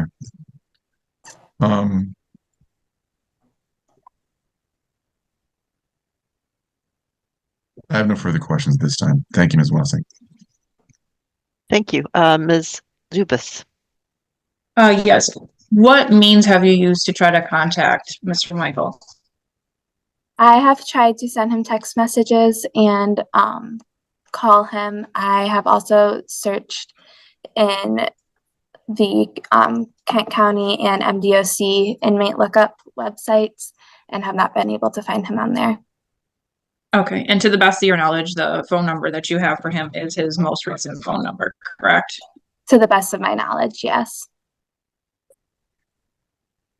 Okay, and will you continue to reach out to him? Yes. Okay, and in the event you are able to reach him and he does decide he wants to participate, will you offer him services? Yes. Okay, thank you. I have no further questions. Great, thank you, Ms. Kennedy. Thank you, Your Honor. In regards to Mr. Brandio, have you been able to have regular communication with him? I have been able to have communication with him, yes. Okay, and he lives out of state, correct? Correct. Okay, and you sent him the AOP because he wants to establish himself as legal father, correct? Yes, that's correct. Okay, and you believe it may be being sent back to you currently? Yes. Okay, what would be the next steps after that? After that, I would seek some guidance, but I believe we would need to file a Sanders petition in order to make him a respondent. Have you secured the mother's signature on that AOP yet? No, I would need to do that first. Okay, all right. And I believe— I'm sorry to interrupt, but Mr. Brandio has just joined us in the waiting room, so we're going to bring him in. Oh, thank you, Your Honor. Go ahead, Ms. Kennedy. Oh, thank you, Your Honor. So just to reiterate, when you receive it back from Mr. Brandio, you would present it to the mother? Yes. Okay, and you were asked a question about a CPS investigation, and you answered it was completed, but you didn't say what the findings were. Are you able to do so? Yes. For the social work context, the abuse was Mr. Brandio was substantiated for sexual abuse. And what was that CPS investigation? That CPS investigation, I believe, was completed in September. Okay. Do you have copies of that investigation by chance? I can see the social work contacts on the system that we use, and I would be able to print those off and provide you with copies if you would like. Yes, please. Thank you. And in regards to your contact with Mr. Brandio, has he shared any concerns regarding seeing his daughter on social media? He has not said anything about seeing his daughter on social media to me. Is there a policy when children are wards of the court if they can be on social media? Yes, they are not permitted to be on social media. Okay, so will you follow up with that? Yes, I will. Okay. And in the meantime, as Mr. Brandio waits, is there anything he can be doing in regards to services? He is welcome to set himself up with therapy or take parenting classes. Those would probably be the main things that he can do as he can wait. Do you know anything about living situation? I do not at this time. Okay, so would you need to do an intake at some point with him? Yes, I would once he's made legal father. Okay, thank you. I have nothing further. All right, thank you. Ms. Weddle, any follow-up? No, Your Honor. Mr. Green? No, Your Honor, thank you. Ms. Dubus? No, Your Honor, thank you. All right, any additional witnesses, Ms. Weddle? No, thank you. Mr. Green? No, Your Honor. Ms. Dubus? No. Ms. Kennedy? No, Your Honor, thank you. All right, thank you. Statements, Ms. Weddle? Thank you, Your Honor. Your Honor, at the last court hearing, you ordered me to make decisions and to sign documents on behalf of the children. I request that continue. It's been a tall task, but and I have spent an excessive amount of time doing so. I mean, from reviewing program materials to drafting and submitting orders to attending meetings to responding to calls and emails to reviewing and signing consent forms. I get requests like numerous times per week. I did have an opportunity to visit with NJ and ZM, who are doing well in their placement. As noted, there are zero safety concerns. I am happy that the agency will continue to monitor it for the cleanliness of the home. JM, he is struggling significantly, Your Honor. I mean, verbal and physical aggression. I did have an opportunity to visit with him, and in the time that I was visiting, he was escalated at that time. He has had multiple moves due to the safety concerns. He is highly dysregulated a majority of the time. There have been valiant efforts. I mean, he has a massive support team, which includes him having an SED waiver, which provides additional support to children with severe emotional disturbances in order to attempt to keep them in the community. I understand that he is young, but I do feel that he may be in need of a higher level of service a higher level of placement in order to stabilize him. And therefore, I would also be requesting that residential be a possible placement option for the child. I would also request that fictive kin be included. I know the agency was looking into some creative placements for him. I'm hoping that the one that he's in will be able to maintain him, but we'll see how that goes. In terms of Mr. Michael, I would request that the court suspend his parenting time. We have a child who is one who doesn't remember him and another one who is highly having a challenging time. Who indicates that he's afraid of him. So forcing him to have to see him if he were to request parenting time would not be in this child's best interest. In terms of Mr. Brandeo, he is not legal, so he is not entitled to any type of parenting time. If he does become legal, I would request, due to the sexual abuse allegations, that the agency file a Sanders petition in order to make him a respondent. And then since the criminal case has a zero contact, I would also request that a zero contact be in this case for Ms. Jackson. Thank you, Your Honor. All right, thank you. Mr. Green? Yes, Your Honor. First, I agree with the recommendations. Second of all, like no other case, I feel a bit frustrated, as I'm sure Ms. Wasink is, in terms of the exchange of packets through no fault of my client. I know that the jail has to have certain protocol in terms of the exchange of information, but we're not trying to pass anything, insidious here, and they can certainly check the packets for some kind of contraband or something. So, I mean, I'm trying to assist with that. Obviously, it makes it more challenging for everybody. And when I've communicated with my client and indirectly with my client through her mother, she is more than willing to work on these materials. I just, at a policy level, I would hope the court, when it has the opportunity, would address this, as I'm sure there might be other cases currently or in the future that have to deal with this challenge. But I'm, Ms. Michael is more than willing to do what she needs to do, and I certainly support her for that. Thank you, Your Honor. Thank you. Ms. Dubus? Yes, Your Honor, I would just ask that the agency continue to reach out to Mr. Michael in attempts to make contact with him. Other than that, I don't have any objection to the recommendation. Thank you. Ms. Kennedy? You're muted. Thank you, Your Honor. The only thing I wanted to add is I think a biological father would be entitled to supervised parenting time, and he has been determined to be that as a process of becoming legal. Thank you. All right, thank you. The court finds that the lawyer guardian ad litem has complied with the requirements of the statute.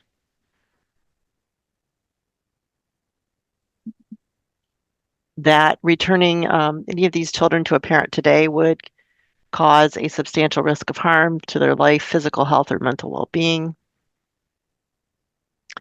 That reasonable efforts have been made to preserve, reunify the family, make it possible for these children to safely return home, that those reasonable efforts for reunification continue.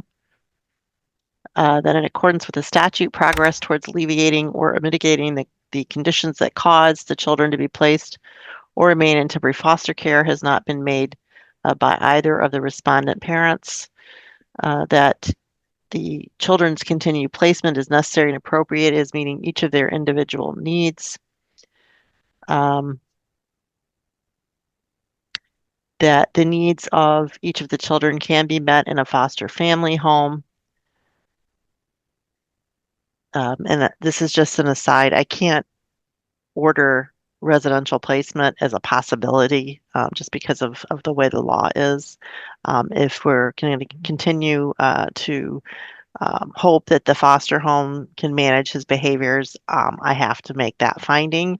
And then at the point at which it's clear that he needs to go to residential placement, then I would have to modify my order.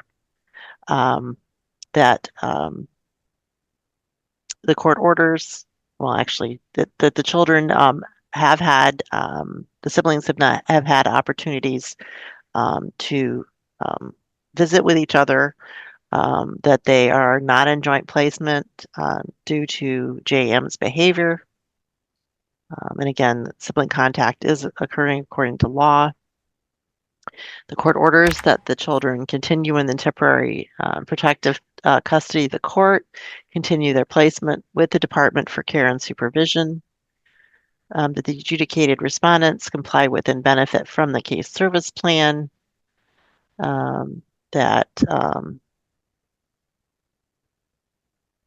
actually I need to back up, that parenting time with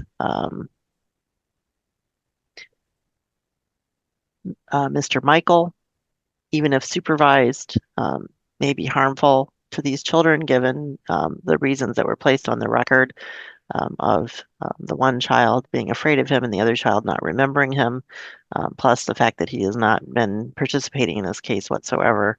And until, if he chooses to participate, then that's something that reunification therapy or something like that would be necessary before he could have visits.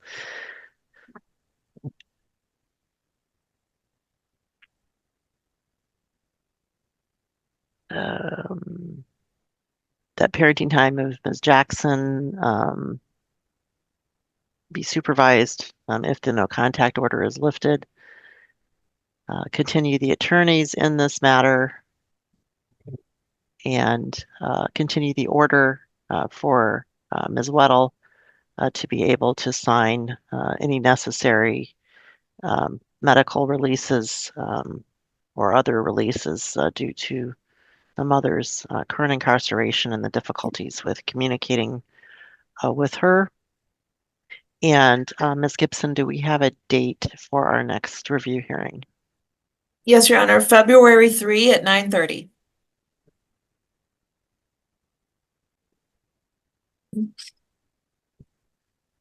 Any conflicts with that date or time? No, Your Honor. All right, thank you. And I will just indicate from a policy perspective, I am meeting with the sheriff on Monday about some other things, and I will make sure that I raise this issue. Thank you. Of the difficulties that we're having getting just basic homework kind of things to our parents who are involved in our child protective system. All right, thank you. Oh, Ms. Weddle. Yes, and so in terms of the child and residential, are you saying that we have to wait till he actually apply? At what point would we come back to you? I'm just trying to make sure that I understand, because the agency is going to ask me as soon as we get off of this call. I want to make sure that I understand the proper procedure so that I can, because before I've seen it included in the order, and maybe now there's something different that has happened that I may have missed. So I just want to understand what I need to do, or at what point I need to come back to you, or how does that work? You would need a motion to change Okay. placement, and if everybody stipulates, we wouldn't need to actually hold the hearing. And then I just modify the order to make the finding that his needs cannot be met in a foster family home, and then that triggers the Maximus investigation and all that stuff. So Okay. So once once a decision has been made to put him in the residential, then I file the motion. Okay. right, and as I said, it can just be a done ex parte if it's a stipulation. Okay. Thank you for. Courtroom, we have the children's attorney, Ms. Weddle. We have mother, Ms. Jackson, and along with her attorney, Mr. Green. We have father, Mr. Brandeo, and his attorney, Ms. Kinazay. Let's see, we have Audra McClure representing father, Jacob Michael, and various agency workers. Ms. Weddle. Thank you, Your Honor. I would like to call Faith Wasink, please. Ms. Wasink, where are you employed and what is your position? I'm employed as a foster care case manager at Wellspring Lutheran Services. And you prepared and collected reports for this hearing? Yes. Your Honor, I would like to mark and move to admit several exhibits. As Exhibit 1, the case service plan with the parent agency treatment plans dated January 26th of 2026. As Exhibit 2, the Arbor Circle Therapy report for JM dated 1/26/2026. And as Exhibit 3, there were multiple enhanced foster care reports for JM. Any objection? No, Your Honor. Objection. All right, they're admitted. Thank you, Your Honor. Ms. Wasink, let's talk about the children. Their ages 10, 6, and 1, correct? Correct. Okay, we'll get into the specifics of the placements in a moment, but ZM and NJ are placed with a maternal aunt and uncle. Correct. You completed assessments on that aunt and uncle? Yes, the licensing team did. Okay, is it fair to say that there's zero safety concerns, but you're continuing to work with her on the cleanliness of the home, correct? Yes, that's correct. And you will continue to monitor that? Yes. Okay, is that home able to meet the children's needs? Yes, it is. Okay, in terms of JM, he was previously placed there, correct? Correct. And he moved due to sexual behaviors? Yes. Where is he currently placed? He is currently placed in a licensed foster home. And that is currently his 4th placement, correct?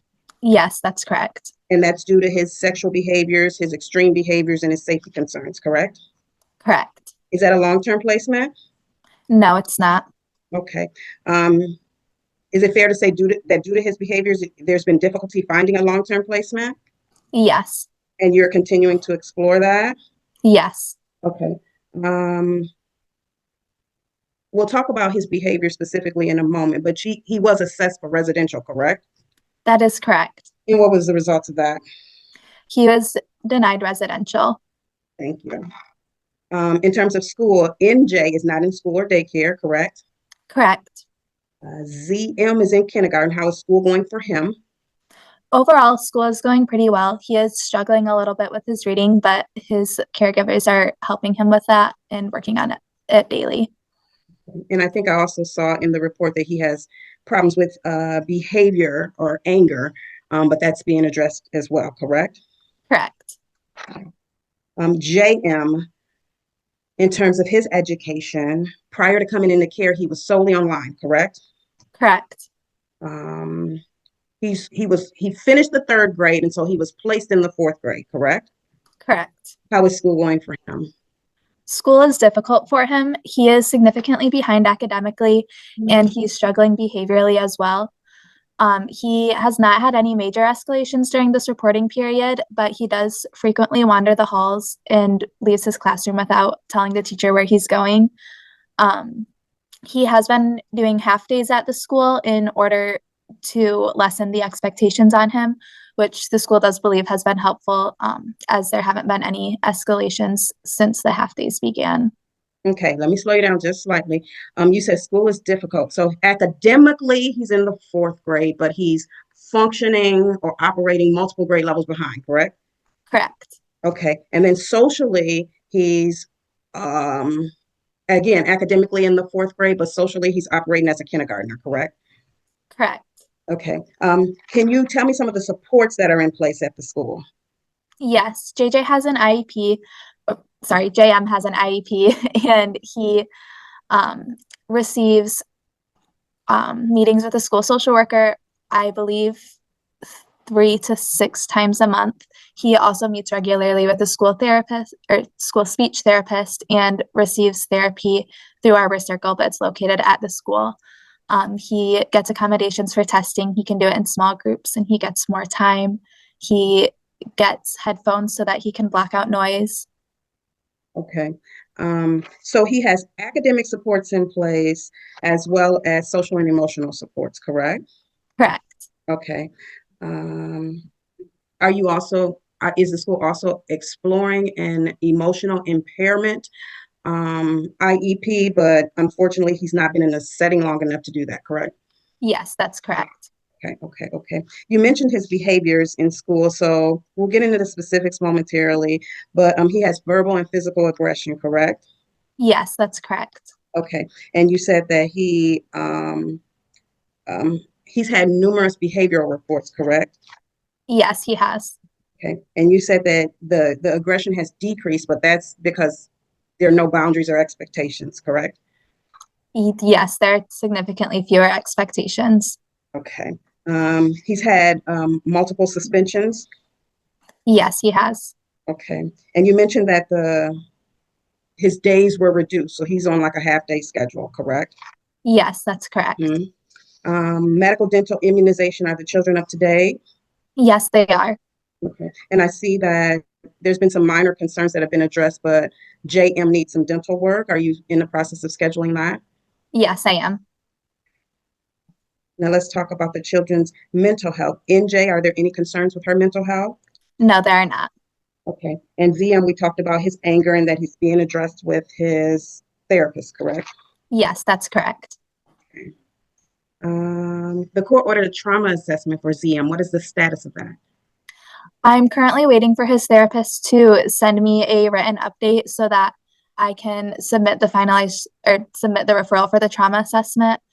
I have submitted the ROI to the therapist and I'm just currently waiting to receive the update back. And so you mentioned his therapist. So he's in therapy for physical and sexual abuse for his brother touching him? Yes. And I know that I signed a release of information, but you'll be getting a report for him? From him? Okay. Let's talk about JM. What are his diagnoses? He is diagnosed with ODD and PTSD as well as ADHD. Okay, and he's on medication for that? Yes, he is. Okay, and he has sexual behaviors, correct? Yes. And he inappropriately touched his brother and his cousin? Yes. And where did he say that came from? He said that NJ's father had inappropriately touched him, and so that's why he thought it was okay. Okay, and NJ's father was substantiated by CPS for that? Yes. Okay, and is it fair to say he's had no sexual behaviors in the current home, but he has had it in respite, I believe the report indicated? Yes. You mentioned his extreme behaviors and verbal and physical aggression. What does that look like? Typically what it looks like is he will start screaming profanity as well as racial slurs. He will throw things, hit, kick, pretty much anything he can get his hands on. In his last foster home, he did put holes in 2 doors. He hasn't had these behaviors in the current foster home, and he hasn't had them at school during this reporting period. I think it's due to a combination of significantly decreased expectations as well as a medication change. Okay. And so you mentioned that he damaged property. He also threatens to harm himself, correct? Yes. Okay, and he's obsessed with weapons? Yes. Now, you mentioned that those behaviors are lessened, likely due to there being no expectation. So he basically does what he wants, correct? Yes, there are a few expectations, but it's significantly lower than in the previous foster home. Okay. He's previously had multiple trips to the ER, Yes. and in spite of his behaviors, he was denied residential. Yes. We'll go through his services. He has numerous, but we'll go through them rather quickly. Is it fair to say that he often does not participate or refuses to participate in services? Yes. Okay. And so he's making minimal progress. Yes. Okay. The court ordered a trauma assess for him as well. And I understand you just received the recommendations. Yes. Okay. And so that will be, you'll start implementing those, but that will be included in the next set of reports, correct? Correct. His psychiatrist recommended a neuropsych. What's the status of that? That is something that his wraparound services and I are both currently working on to receive funding and determine where exactly the best option would be for him to complete the neuropsych. Okay. He's in counseling, TFCBT, correct? Correct. He has an EFC caseworker and behavioral specialist. Yes. He has an SED waiver, Yes. wraparound coordinator, Yes. recreational therapy. Yes. What is the status of the community living support and the respite one-on-one? He is still on a wait list for those. Waitlist. And in terms of respite, he sometimes has respite with family members, correct? Yes, that's correct. And I understand that the family members were discussing the case with him, correct? Yes. And you've had communications with them regarding the inappropriateness of that? Yes. Okay. He has safety plans in place, correct? For his Correct. sexual and extreme behaviors? Yes. Have monthly visits, sibling visits been occurring? Yes. Okay. Went through that quickly, but is there anything that I may have missed in regards to the children? I don't believe so. Let's talk about Miss Jackson. She's been incarcerated since case inception due to the companion criminal case. Yes. Do you know what the status of that is? Yes, she is set to be released on February 15th.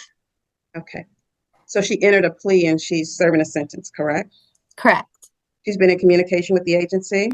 Yes, she has. Okay, and you've sent her monthly packets, but do you know if she's received them or whether she's completed them? For the most part, I do not believe she's been receiving them. I have been able to send her lawyer some of the packets through email, and I believe she completed one of those with him, which he then sent back to me.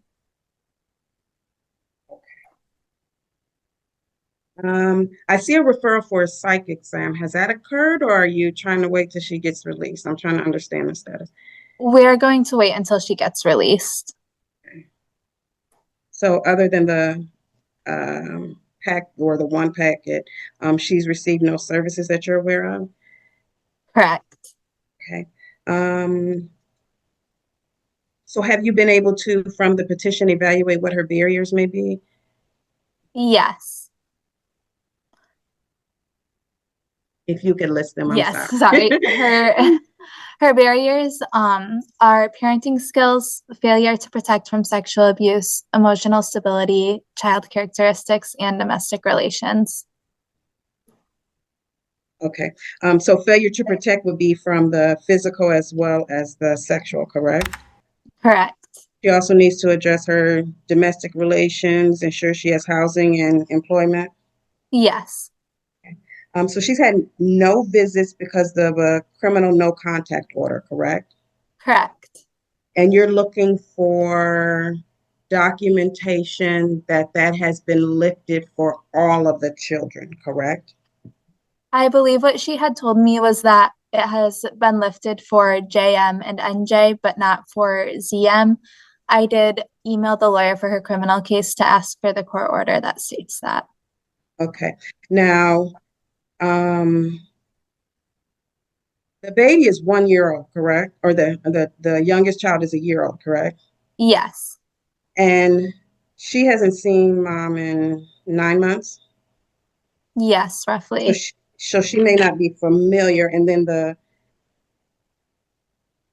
10-year-old has significant behaviors, correct? Correct. Now, in terms of visits, 2 of the children live together and then the children visit with each other, correct? Yes. So it's probably not in the best interest for some to visit with mom and not others, right? Correct.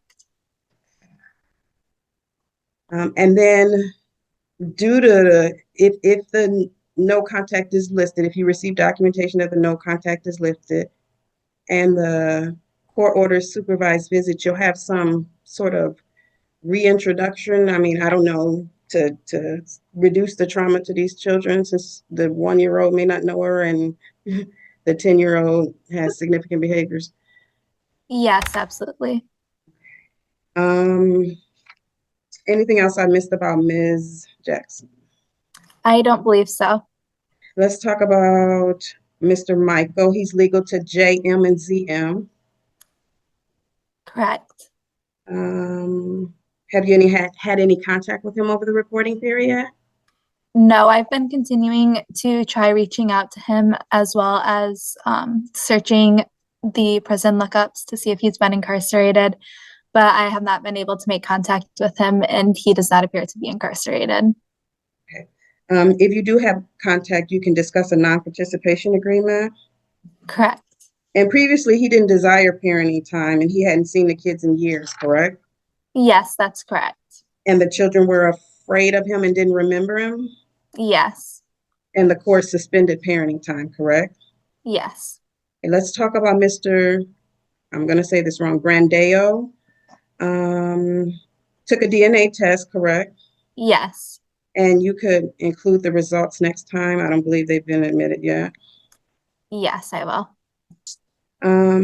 He's bio to NJ, correct? Correct. As far as you're aware, has he done anything to become the legal father? He has completed an affidavit of parentage, which he sent to me. And when Miss Jackson is released, then I will ask her to complete it as well. She did say that she would be willing to sign it. Okay. And so the one he completed was not notarized, so it was invalid, correct? Correct, but we were able to get it notarized. And then if he becomes legal, you'll create a Sanders petition, or you'll submit a Yes. Sanders petition. And why is that? Because he was substantiated for sexual abuse of JM. Ms. Wassing, what are your recommendations? It is respectfully recommended that JM, ZM, and NJ remain temporary court wards under the care and supervision of DHHS and Wellspring Lutheran Services, that JM, ZM, and NJ remain placed with a licensed foster home or approved relative's home, that all parties comply with and benefit from their parent agency treatment plan, that Ms. Michael's parenting time be supervised by the agency or its designee upon her release and pending the no contact order being lifted, that Mr. Brandow have supervised parenting time by the agency or its designee upon being made a legal and respondent parent, that Mr. Michael's parenting time be suspended until he engages with the agency, that the goal remain reunification, and that this matter be reviewed as required. Okay, and then the court previously ordered me to make decisions and sign documents. Are you requesting that continue? Yes. Thank you, Your Honor. I have nothing further. All right, thank you. Mr. Green. Yes, Ms. Wassink. First, obviously, I'm going to be discussing Ms. Jackson. I'm focusing on at first the communication challenges due to her incarceration.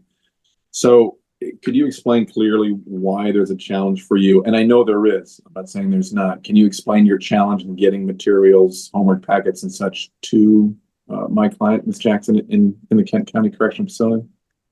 Yes, I have been mailing the packets to the appropriate address for the Kent County Correctional Facility. And from my experience, both with Ms. Jackson and with other parents that I've had who have been incarcerated there, they simply are not giving the parents their mail, and or at least not these packets, so she has not been able to receive them.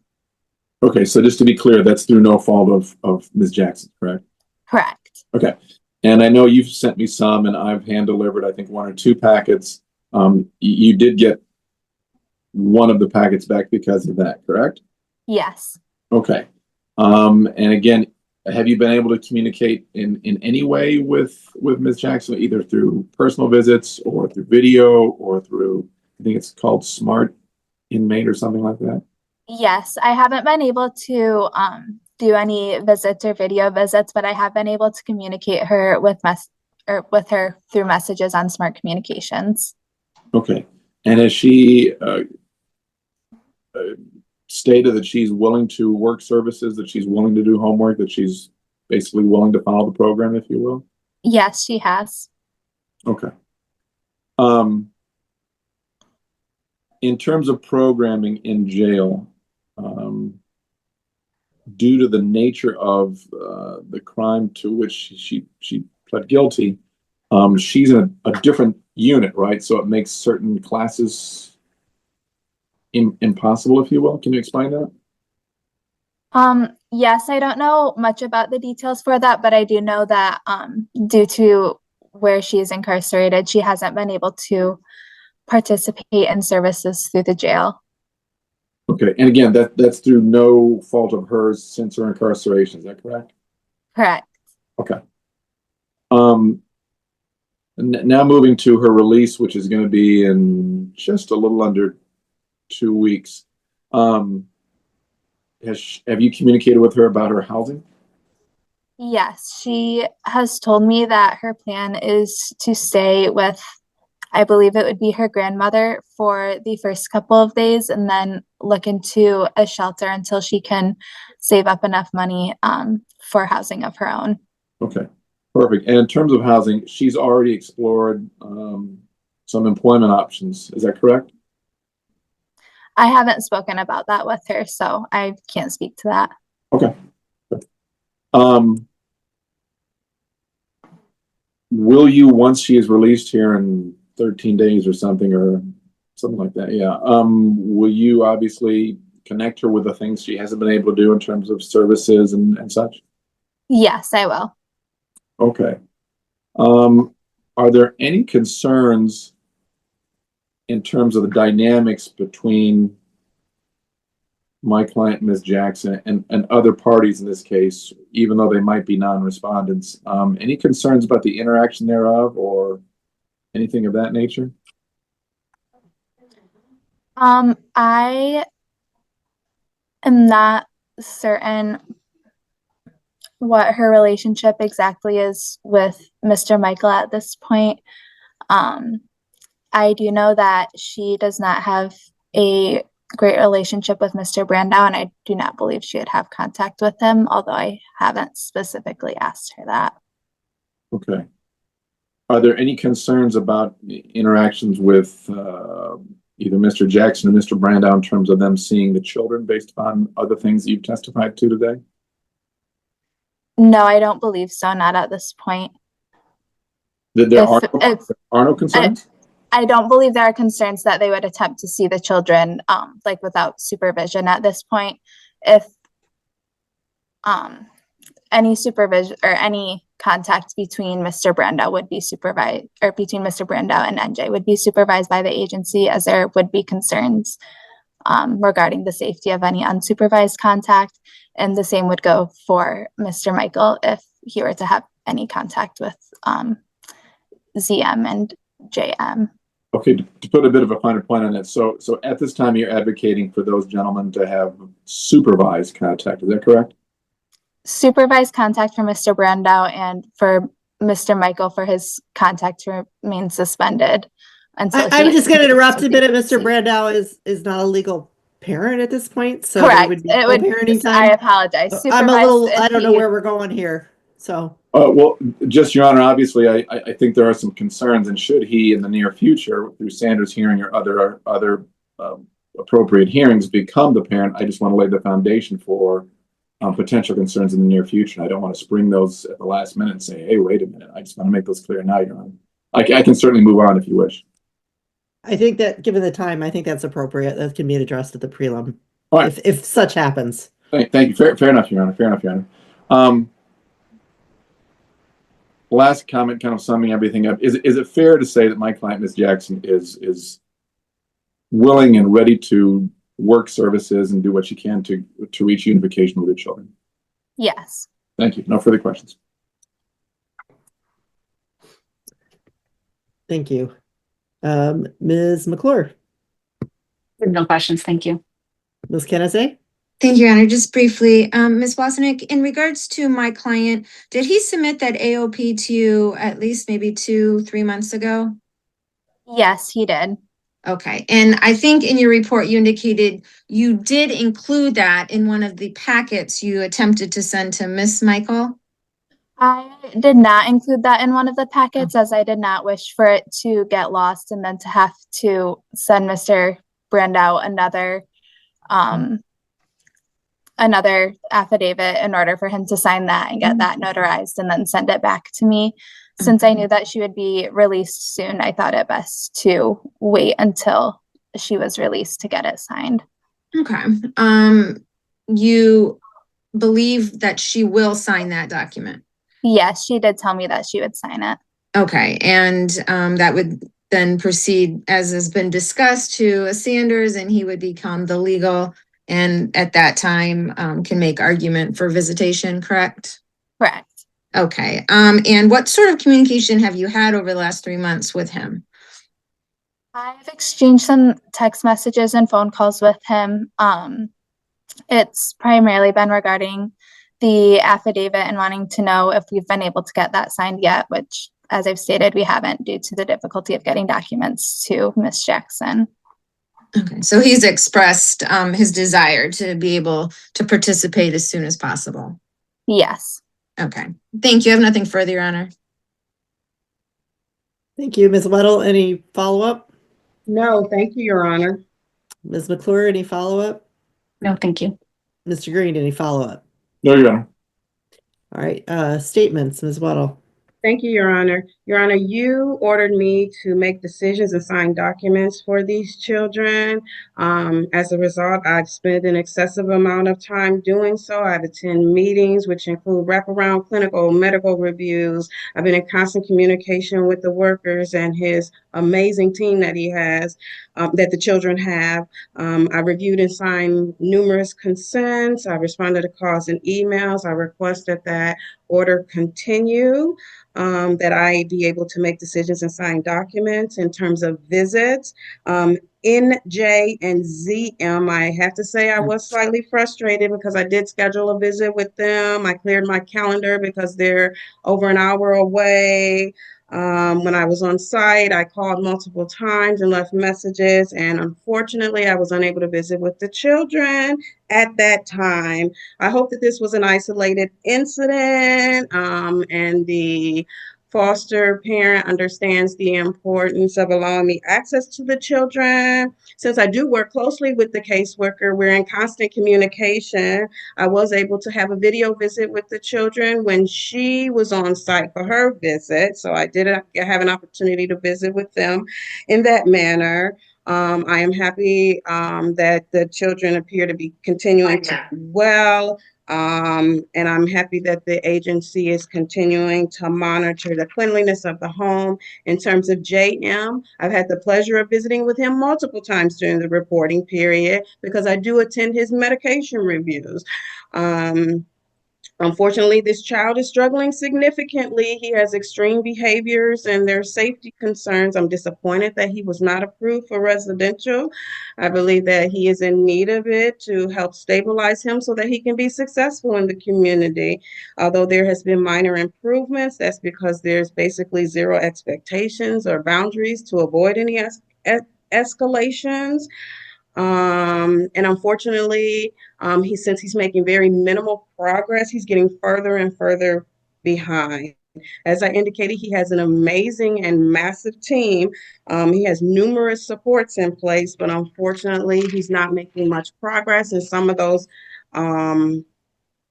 some of those services are in jeopardy due to his refusal to participate. In terms of the recommendations, I believe that they are appropriate. If Mr. Brandeo is made legal, I'm happy to hear that a Sanders petition will be brought. In terms of Ms. Jackson, I would like to see confirmation that the no contact order in the criminal case has been lifted for all of the children. I don't believe it's in the best interest of these children for some of the children to be having supervised time with her and some of the children not, because the two of the children live together and then all the children visit. In addition, if the court does order supervised parenting time, since there's been no contact for over 9 months, I would like to see some type of plan so that the children can be reintroduced to her. Maybe the caseworkers, since they're familiar with her, will be able to sit in the room for a couple of visits until the children get comfortable to make it just as less traumatic as possible. Thank you, Your Honor. Thank you. Mr. Green. Yes, I support the recommendations, Your Honor. I've visited my client at the Kent County Residential Facility. All of my visits have been very positive. She's very respectful. She's willing to do what she needs to do in terms of services, which have been denied due to where she's housed in the jail, as expressed by Ms. Wasink, and certainly by me. I think that it's been frustrating. We spoke in chambers about this. I think this is a bigger issue, which I won't climb up my soapbox now, but I think it needs to be addressed, not just for the client in this case, but for many clients. But I look forward to 2 weeks from now when Ms. Jackson is out. I'm extremely confident she will do everything she needs to do. She will gain employment. She will find housing, and she'll have very positive parenting time for the children. I'm extremely confident about that. And so I look forward to our next hearing. Thank you, Your Honor. Thank you. Ms. McClure. Make no statement. Thank you. All right, Ms. Kennedy. Your Honor, I would say that my client very much wants to be able to, start services, see his daughter. He was made the biodata through the DNA testing, I think October, November, and now he's waiting on Ms. Michaels to sign the AOP so he can become legal. So I just want to point out that he has been attending hearings and been in communication with me, doing what he can. So hopefully when Ms. Michaels is out, she does sign that, and then we can proceed. Thank you. All right, thank you. The court finds that the lawyer guardian ad litem has complied with the requirements of the statute, that returning these children to a parent at this time would cause a substantial risk of harm to their life, physical health, and mental well-being. Reasonable efforts have been made to preserve and reunify the family, make it possible for these children to safely return home. Those reasonable efforts for reunification should be continued.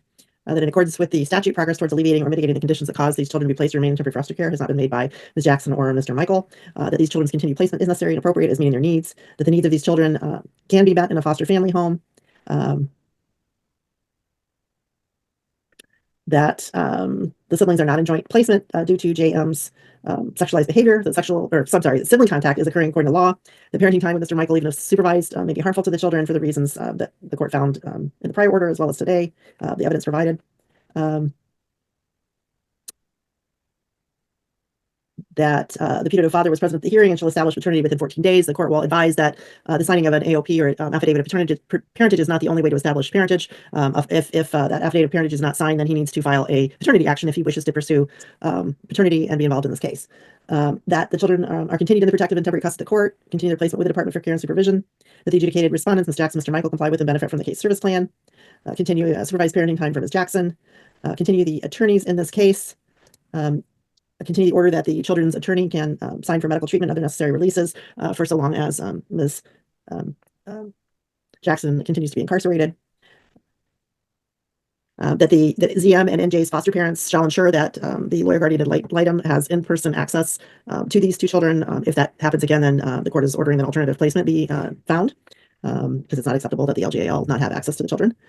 The next hearing will be a permanency planning hearing according to the court's notes. The removal occurred April 29th for these children of 2025.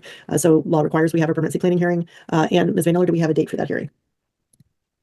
Yes, the date would be April 28th at 9 a.m. Any conflicts with that date or time? No, Your Honor, but I do. No. Sorry? I just said I do have a quick question for you. All right. And so will I be no longer signing and for the children when mom gets released? Just want to make sure. Yes. Okay. And Ms. Jackson, you need to be available and responsive when they ask for things to be signed. Otherwise, the court will consider reinstating that order. Okay. All right. Is there anything further? Actually, Your Mr. Honor, Green. my day is open except for that exact time at 9 o'clock. I apologize. Okay. Do we have anything sooner than that, Ms. Vandler? Because this does have to be done. That's literally the last day for us to be in compliance with the law. Or any other time that day. I just can't at 9, Your Honor. Okay. We have April 23rd at 3 p.m. Any problem with that date or time? For anybody? Was that 3 p.m., Your Honor? Yes. I have no problem with that. It's good with me, Your Honor. Okay. Then we will see you then. Thank you. We're adjourned. Thank you. Present in the virtual courtroom, we have Assistant Prosecuting Attorney Scott Vanderkook. We have the Children's Attorney, Ms. Weddle. We have Mother Brittany Jackson, her attorney, Brent Green, father of NB, Mr. Brandow, his attorney, Julie Kennedy, Lindsay Dubas, who is representing Mr. Michael, the other father, various agency workers. And I think I covered everybody. All right, Ms. Weddle. Thank you, Your Honor. I'd like to call Faith Wasink, please. All right, Ms. Wasink, if you would unmute. All right, Ms. Weddle. Thank you. Ms. Wasink, where are you employed and what is your position? I am a foster care case manager at Wellspring Lutheran Services. Okay. And you've been on this case, I believe, for multiple reporting periods? Yes, since August of 2025. Okay. And you've prepared and collected reports? Yes. Your Honor, I would like to mark and move to admit several exhibits. All right. As Exhibit 1, the case service plan with the parent agency treatment plan dated April 9th of 2026. As Exhibit 2, it's a Kaya counseling report for Brittany Jackson. As Exhibit 3, a judgment of sentence and order of probation for Brittany Jackson dated 12/18/2025. As Exhibit 4, it's a CMH therapy letter for ZM dated March 3rd, 2026. As Exhibit 5, a Samaritas trauma assessment for JM dated January 27th of 2026. As Exhibit 6, a EFC individual service agreement for JM dated March 10th, 2026. As Exhibit 7, a Granville Public Schools social worker letter for JM dated April 15th of 2026. As Exhibit 8, an Arbor Circle discharge summary for JM dated March 30th of 2026. As Exhibit 9, a DNA test for NJ and Mr. J.O. Brandeo. Any objection? No objection. No objection. All right, they're all admitted. Thank you, Your Honor. In regards to the children, Ms. Wasink, they're ages 10, 6, and 1, correct? Correct. We'll get into the specifics in a moment, but ZM and NJ are with a maternal uncle and aunt, correct? Correct. Have you completed assessment on that home? Yes. Have you found it appropriate? Yes. Are there any safety concerns? No, there are not. Are they able to meet the needs of those children? Yes, they are. JM was previously placed there, correct? Yes. And he moved due to sexual behaviors? Correct. And where is he currently placed? He is currently placed with his maternal grandmother. Okay. And this is his 5th placement since coming into care, correct? Correct. And he recently moved, was it a couple of weeks ago? Yes, about a month ago on March 24. March 24, okay. And his placement changes have occurred due to his sexual behaviors, extreme behaviors, and safety concerns, correct? Correct. Okay. Due to those behaviors, he was assessed for residential but denied, correct? Correct. Let's talk about NJ. Is she in school or daycare? No, she is not. Her caregiver stays at home with her. Okay. And then ZM, in terms of his schooling, what grade is he in? He is in kindergarten at Fuller Street Elementary. How's school going for him? It's going well. He is doing very well in school academically and behaviorally.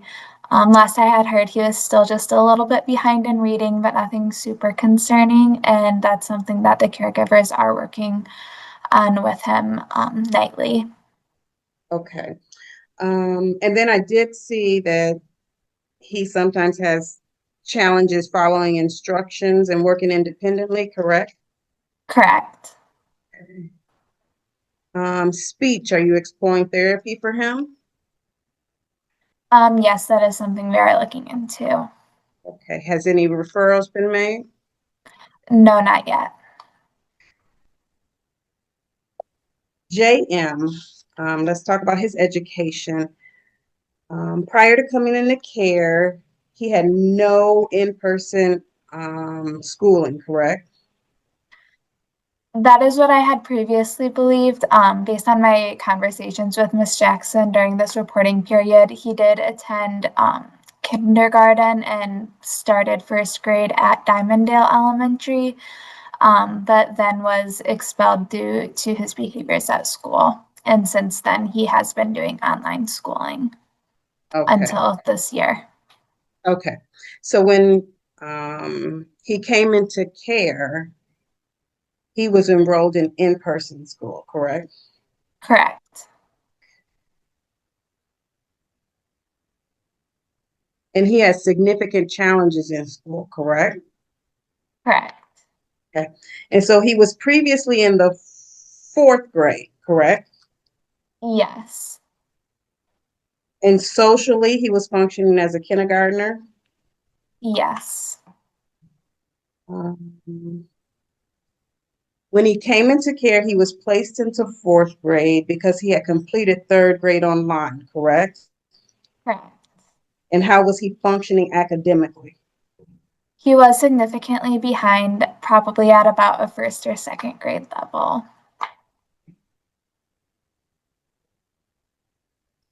When he moved placements, he had to move schools, correct? Correct. And what grade was he placed in? I had asked for him to be enrolled in 3rd grade, but the school said that they did not have room in their 3rd grade classroom, so he is in 4th grade, but I will be continuing conversations with them regarding whether it would be appropriate or not for him to move to 5th grade next year.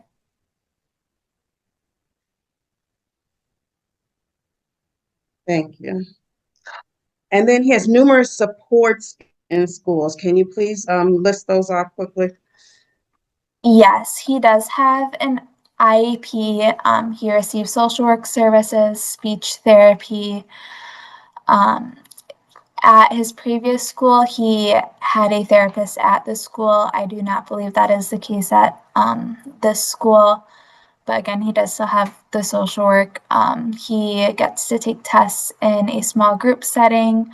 Any assignments not designed to assess reading are read aloud to him. He gets periodic breaks as needed. I believe that is the majority of what is outlined in his IEP. At this time, he is still doing the half days at school, but the school has a plan in place to gradually increase the time he's at school until he's doing full days. Okay.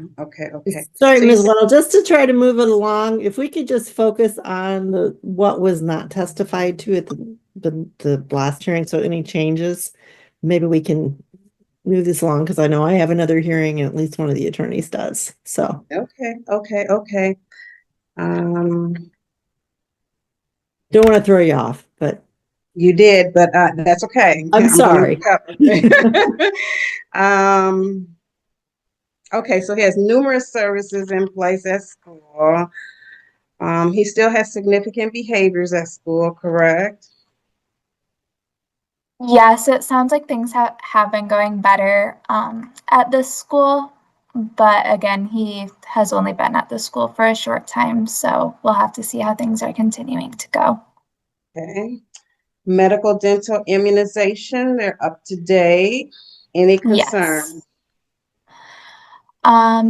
No, not at this time. He does have an appointment scheduled to address some cavities and make sure that those get filled. Okay. Is NJ also getting an autism screening? Yes, through early on. Okay. And now that you mentioned early on, will she be getting another assessment for speech delay? Yes. Let's talk about ZM. I'm not sure if it was testified to before or not, but his diagnoses, are you aware of his diagnoses? Yes, I don't believe this was previously testified on. He was diagnosed with an unspecified trauma or stressor related disorder, according to the letter I received from his therapist. Okay. And excuse me, the court ordered a trauma assessment for him. Has that been scheduled? Yes, it's scheduled for April 30th. Okay. And he is in counseling. Yes.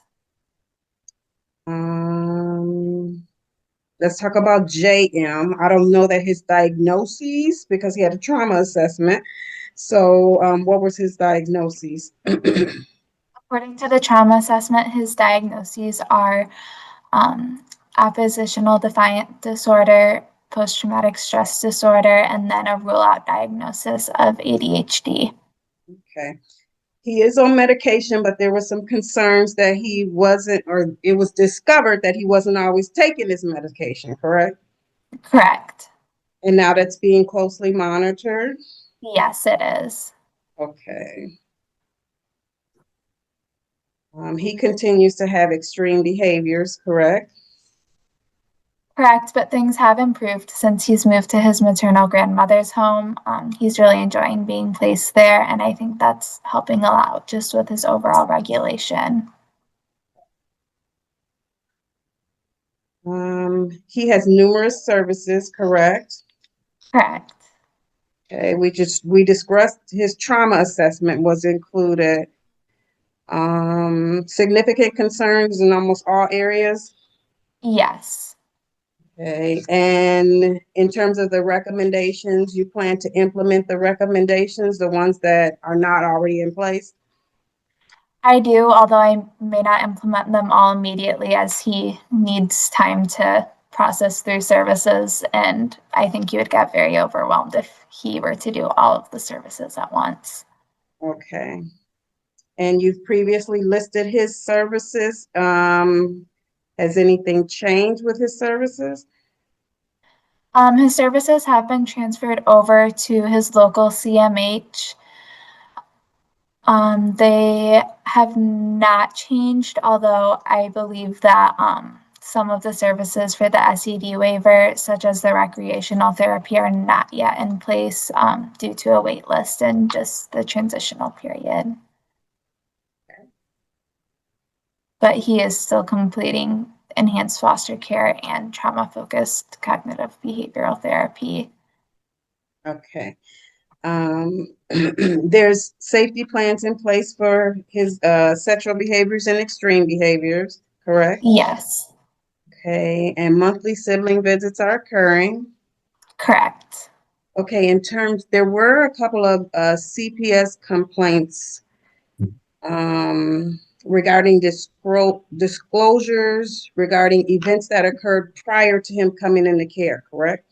Correct. And were any of those substantiated? No, they were not. Ms. Jackson, anything else regarding the kids that I may have missed? Sorry, I went through that kind of quickly. No, I don't believe so. Okay, Ms. Jackson. I have one really quick question. Okay. My notes indicate that there was a neuropsych that was recommended and funding had been requested for JM. Has that been scheduled or completed? It had been scheduled prior to his placement, but then due to him moving out of county, he wasn't able to complete that. And so then I am currently working with the CMH on rescheduling. Thank you. Yes. Go ahead, Ms. Weddle. In terms of Ms. Jackson,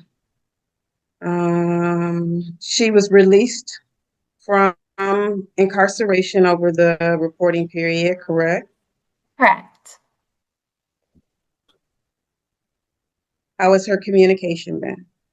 Her communication has been great. She has been communicating in a timely manner, very respectful.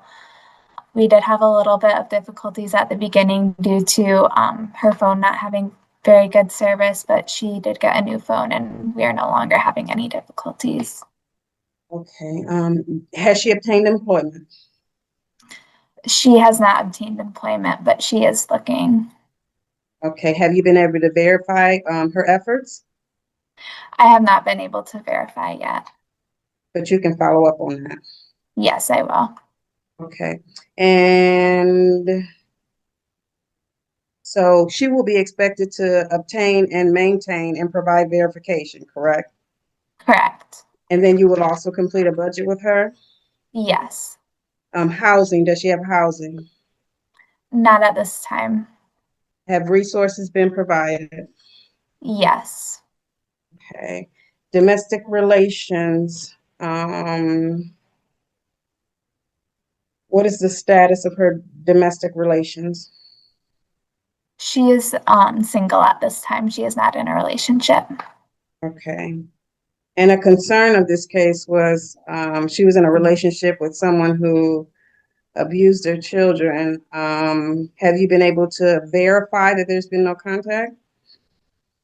Yes, the partner is incarcerated, the former partner is incarcerated, and there is no contact. And you did verify that? Yes. Okay. And she's expected to be honest about her relationships, correct? Correct. I also saw prior DV. She'll be addressing that in therapy. Yes. Is there currently some type of PPO between her and Mr. Brandeo? I have been told that there is. I have not received verification. You can follow up on that? Yes. Okay. She will also be expected to address the child sexual abuse with her therapist? Yes. Emotional stability, has she had a psych exam? She has one scheduled for April 29. And she'll be expected to follow the recommendations. Correct. Is she in therapy? She is in therapy with Kaya counseling. Okay. How many sessions has she had? I believe she is attending therapy weekly starting March 13. I haven't received verification for all of the sessions, but I did receive verification for at least 3. And if she has been attending every week, then she would have had 6 sessions so far. Okay. Does she have a diagnosis? I believe she was diagnosed with PTSD according to her therapist. Okay. In terms of her parenting, what services has she been participating in? She began trauma-informed parenting last week, Wednesday. I did confirm that she attended. That's an online class. I have completed a referral for foster care supportive visitation, and that should be starting by May 4 at the latest. I did look into parent management training Oregon model and parenting through change classes through the local CMH, but I believe JM's therapist needs to refer her, and so I have a phone call scheduled with the therapist to discuss that. Visits. She's just visiting with JM and NJ, correct? Correct. And her probation prohibits contact with ZM for the duration of her probation, which is 3 years, correct? Correct, although based on my discussions with the probation officer, if we feel that it's appropriate, then we can ask that it be lifted. However, she would need to demonstrate that she's making progress before that could potentially be granted. And that's ultimately up to the judge, correct? Correct. Let's see here. I see that she declined her first visit and she was late for another visit. Yes. Okay, how do her visits go? They go pretty well overall. She does especially well with Nakaya, and she engages really well with her. She does well with JJ as well. Thank you, Ms. Watson. Thank you. Ms. Kennedy. Your Honor, Ms. Wasnick, I know I asked some of these questions earlier today, but for Mr. Brandeo, he is now able to be involved in this case. He hasn't had his adjudication yet, but he has had the prelim, correct? Correct. Okay, so what are the next steps for him? That would involve supervised parenting time, and then I'll reach out to him regarding services, but that would include therapy, parenting classes, and those are the two I can think of off the top of my head. Have you done an intake with him yet? I have not, no. Okay, so I mean, technically, until he's found to be a respondent, he would be doing these things voluntarily, correct? Correct. And has he indicated to you throughout the time you've been speaking with him that he wants to be involved and he wants to get started on this stuff? Yes. Okay, so will you be following up with him and kind of just talking about what can happen between now and our next court date? Yes. Okay, and you have good contact information, you're able to get in touch with him? Yes. Okay, I don't believe anything else. Thank you. Ms. Dubus. Yes, you indicated that Mr. Michael is technically considered non-participating at this point, correct? Correct. But you mentioned you still do try to reach out monthly. Yes. And will you continue to do that going forward? Yes. Okay, in the event he does make contact with you and indicates he would like to get involved, will you offer services to him at that time? Yes. Thank you. I have no further questions. Mr. Vanderkolk. Thank you, Your Honor. I have no questions. All right, thank you.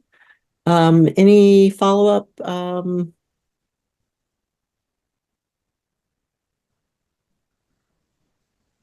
Mr. Green. No, Your Honor. Thank you. All right. Ms. Weddle. Just a quick follow-up question. When you set up services for Mr. Brandeo, you will set up services that address the issues in the petition, correct? Yes. Thank you. Nothing further. All right. Let's see, where am I here? Ms. Dubus, any follow-up? No, thank you. All right. Mr. Green, any follow-up? No, Your Honor. Thank you. Ms. Kennedy, any follow-up? No, Your Honor. Mr. Vanderkolk. No, Your Honor. All right. Any additional witnesses, Mr. Vanderkolk? No, Your Honor. Ms. Weddle. No, thank you. Mr. Green. No, thank you, Your Honor. Ms. Kennedy. Nothing, Your Honor. Ms. Dubus. No. All right. I will start with statements from Ms. Dubus because I know she needs to get to another hearing. Ms. Dubus, statement. Your Honor, unfortunately, throughout basically the entirety of this case, I have not had communication with my client and I am unable to reach him. So I would just, at this point, just take no position. All right. Thank you. And you're excused if you'd like to be excused. Thank you. You're welcome. Ms. Weddle. Thank you, Your Honor. I have spent an enormous amount of time on this particular case, from attending meetings, wraparound clinical, FTMs, TDMs, medication reviews. I've been in communication with the workers, service providers, team members. I've reviewed and signed releases. I did have an opportunity to visit with NJ and Z. Can't talk today. ZM. They both continue to do well in their placement. I did also have an opportunity to visit with JM during a med review over the reporting period. I'm looking forward to visiting him in his new placement over the next reporting period. He continues to struggle significantly, and he's making little to no progress due to his often refusal to engage.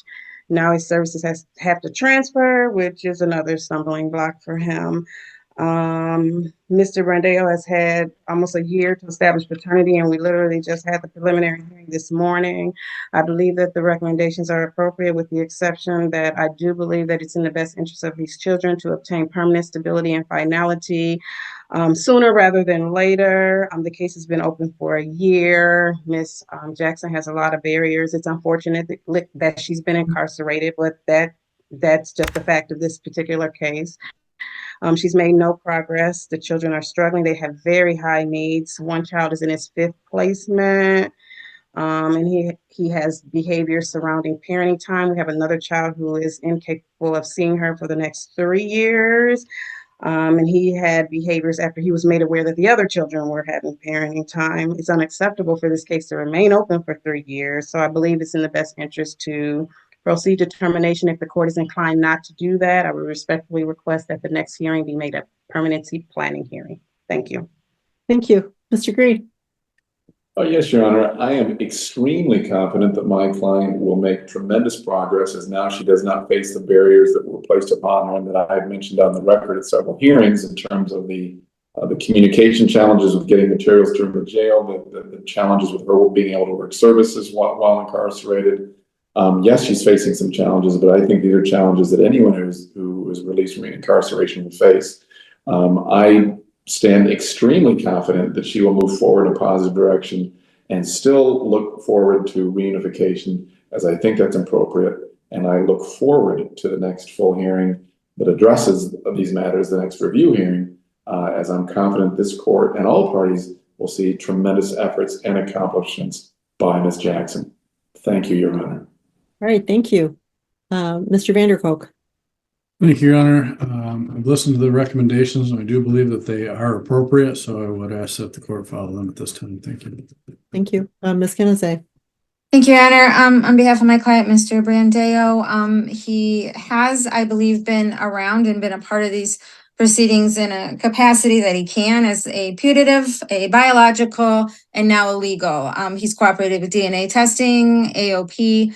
I think it was just the timing of when it could be verified that it was filed that brought the Sanders petition today. In all fairness, he does dispute the allegations. He has not had the opportunity to challenge those.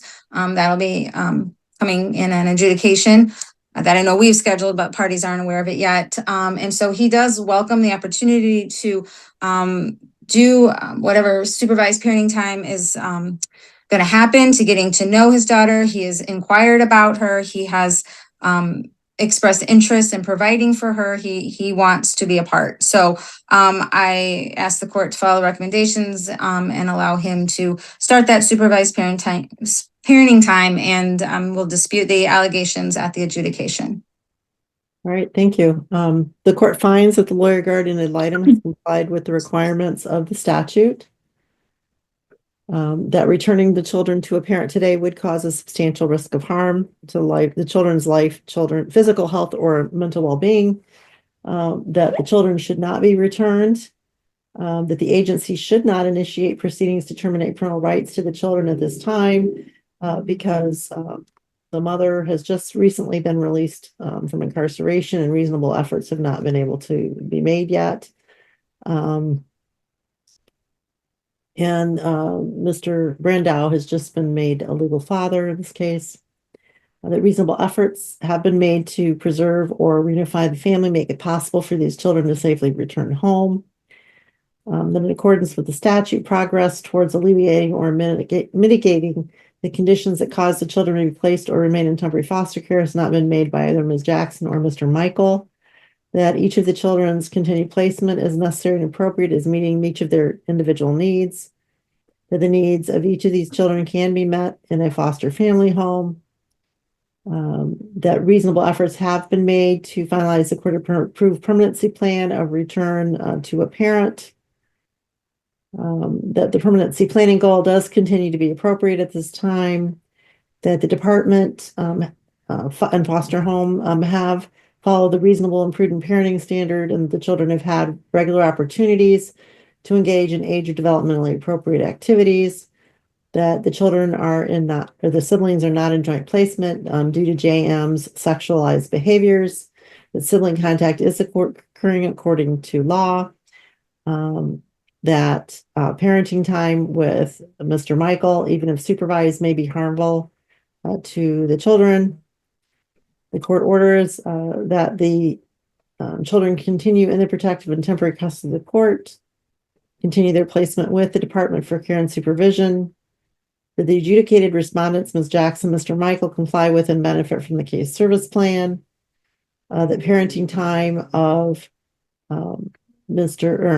Jackson be supervised until further order of the court. That the attorneys be continued in this matter.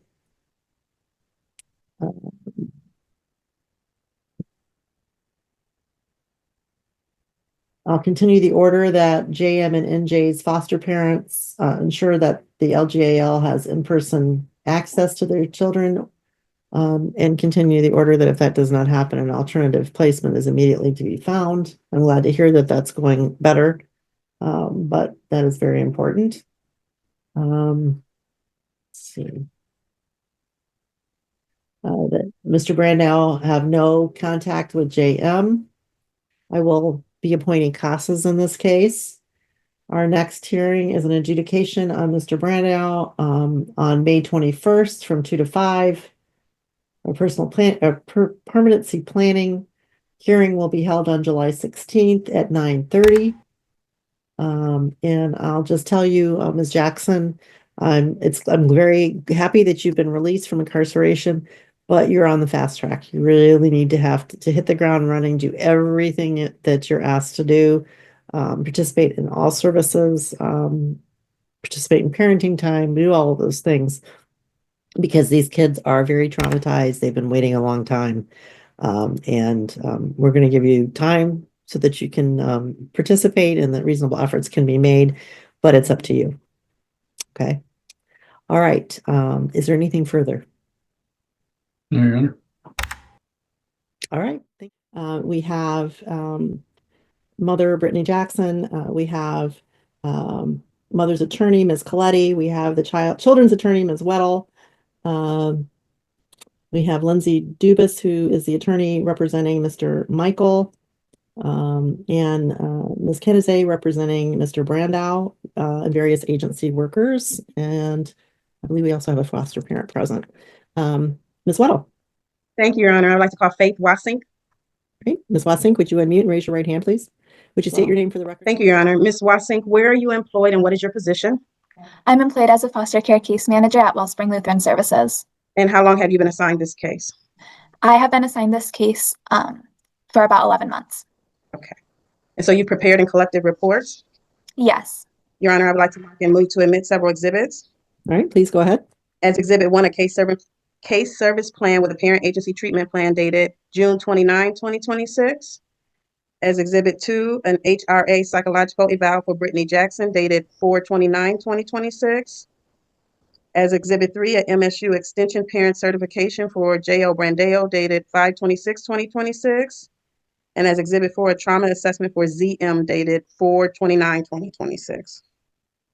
Any objection? No objection. No, Your Honor. No objection. All right, they're all admitted. Thank you. Ms. Wassink, we're going to talk about the kids here, and we're going to try to discuss just the new information of what has occurred within the last reporting period, okay? The children's ages are... I apologize, you froze for me. Could you repeat the last part after the children's ages? Yep, they're 10, 6, and 2, correct? Correct. Okay, and in terms of placement, the ZM and NJ continue to be placed with a maternal uncle and aunt, correct? Correct. You've assessed that home and found it safe, appropriate, and able to meet their needs? Yes. Okay, ZM has had multiple placement due to his behaviors. He's currently placed with a maternal grandmother, correct? JM has, yes. Okay, and you've assessed that home and found it safe, appropriate, and able to meet his needs? Yes. Okay, let's talk about services for the children. Let's start with NJ. She's in early on making progress? Yes, she is. They're working on functional communication. I believe that her third visit with them is later today, and she's already made a lot of progress just in the 2 visits they've already had. Great.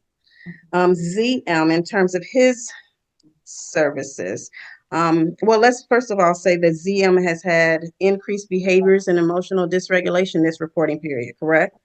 Yes, that's correct. And so he's been approved for EFC. Has that begun? It has not yet begun. I don't have a start date yet, but I will get one from our EFC supervisor. Okay. He's completed a trauma assessment as the court ordered, correct? Correct. What was he diagnosed with?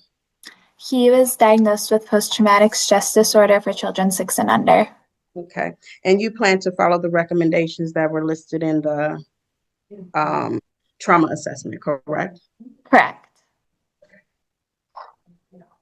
Let's talk about JM.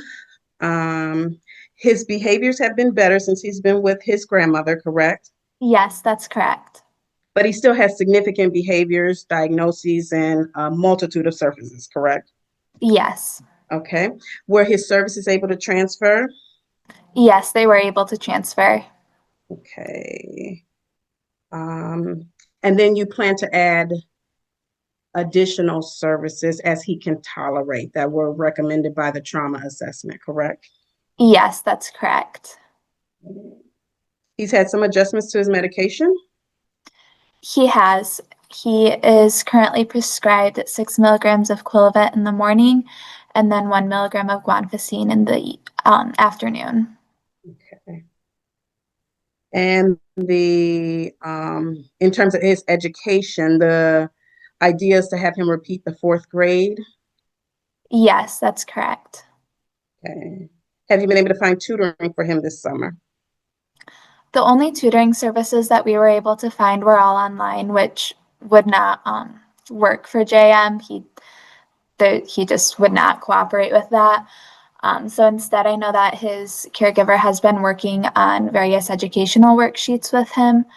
And then Miss Jackson has also stated that she's able to do that during parenting times. And there have been a few times when she's done like different flashcards with him to make it into a game. So it's something that he'll enjoy while still working on some of the educational aspect. Right. All the children are up to date medical dental immunizations? Yes, they are. And sibling visits are occurring, correct? Yes, they are. Okay. I noticed in the reports that there were a couple of CPS complaints that were screened out or safety plans put in place, correct? Correct. Okay. Anything else regarding the children I may have missed? I do have an update from yesterday. I had a home visit with ZM and NJ, and the caregiver reported that this past Sunday on I believe it would have been the 12th, she had woken up in the middle of the night and found ZM trying to take off NJ's clothes and touch her inappropriately. We are making a CPS report about that, and we did safety plan for them to not be left alone unsupervised. And then we're also looking into various door alarms so that the caregiver can wake up if ZM were to leave his room at night. And then that's also something that will be addressed in therapy and EFC. Thank you. I wasn't aware of that. Ms. Jackson, what is her employment status? She reports that she started working at Subway last week, Monday, on the 6th. She hasn't gotten paid yet since it has only been just over a week, but she has agreed to provide me with pay stubs as verification once she does get paid. She did DoorDash throughout the reporting period, but is no longer doing that. And then I also had a visit with her yesterday, and she reported that she will be starting an internship soon through, I believe she said it's called SEMA, which is a medical coding business, and that's something that she's also taking classes for. She's going to provide me with verification of that as well. Okay. Okay, so it sounds like she's just now starting a job, like the beginning of July. Have you completed a budget with her? I did complete a budget with her, yes. Okay, before she had an employment, you made I completed one prior to her employment, and then yesterday I completed a new one as well. Okay. And it's going to be important for her to show that she's earning enough that's sufficient to meet the needs of herself and her children, correct? Yes, that's correct. Okay, housing, what is her housing status?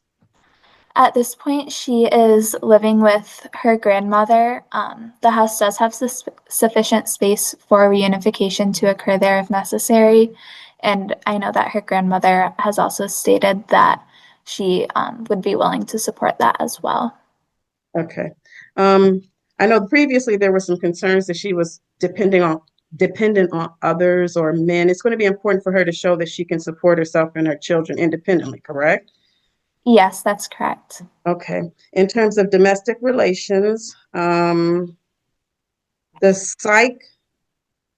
psychological exam recommended therapy. Is she currently in therapy for domestic relations?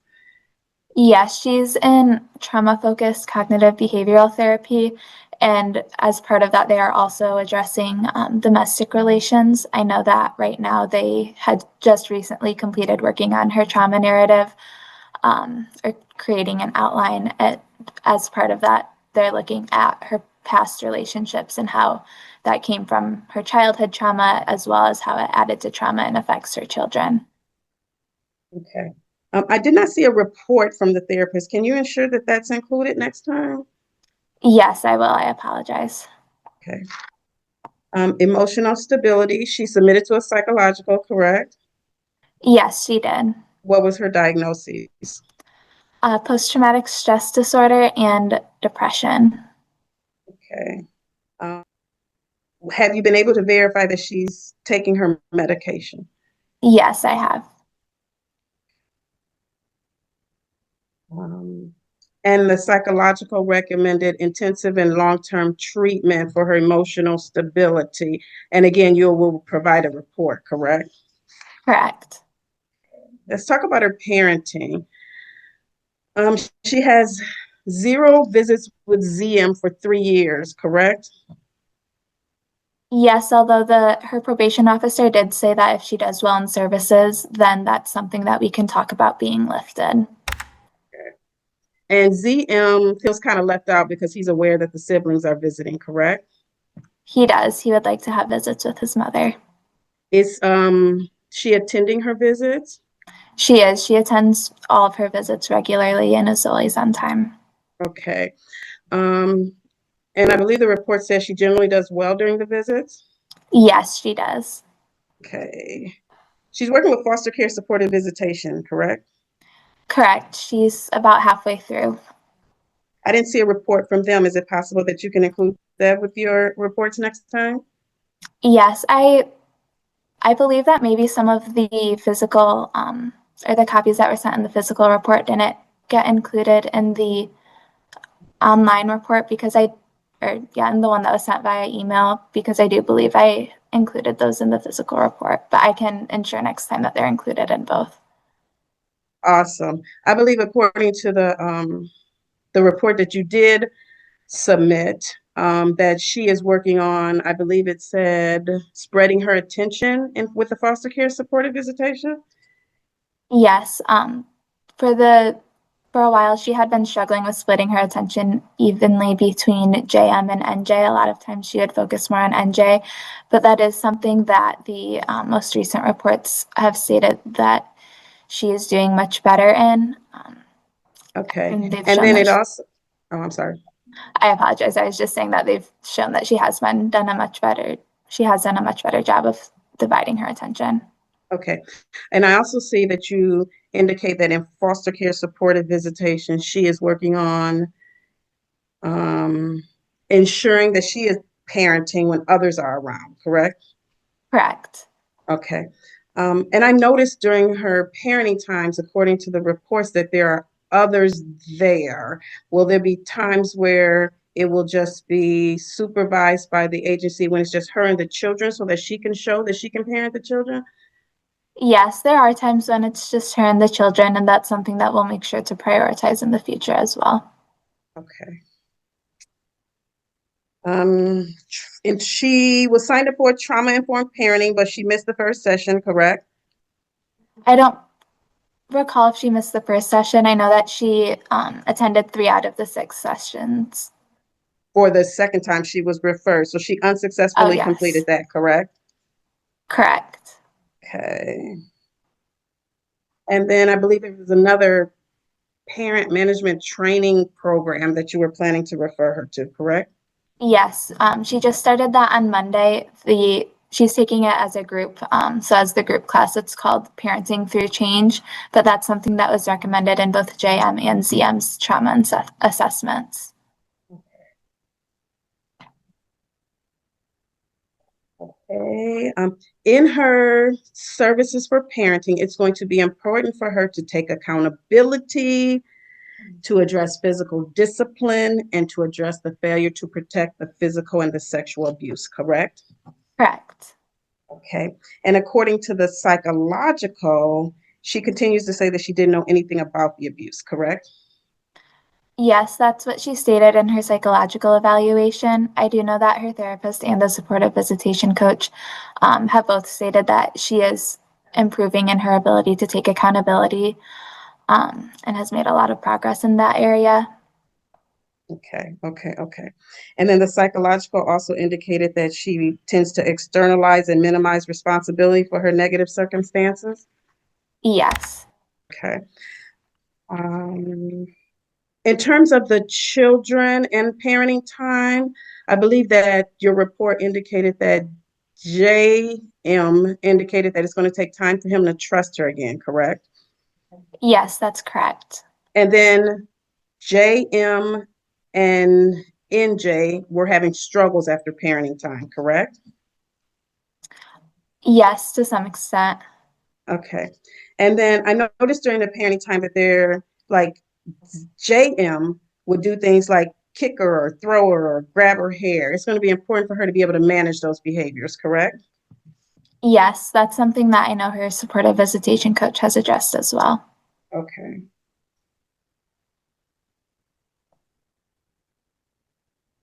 Anything else regarding Ms. Jackson that I may have missed?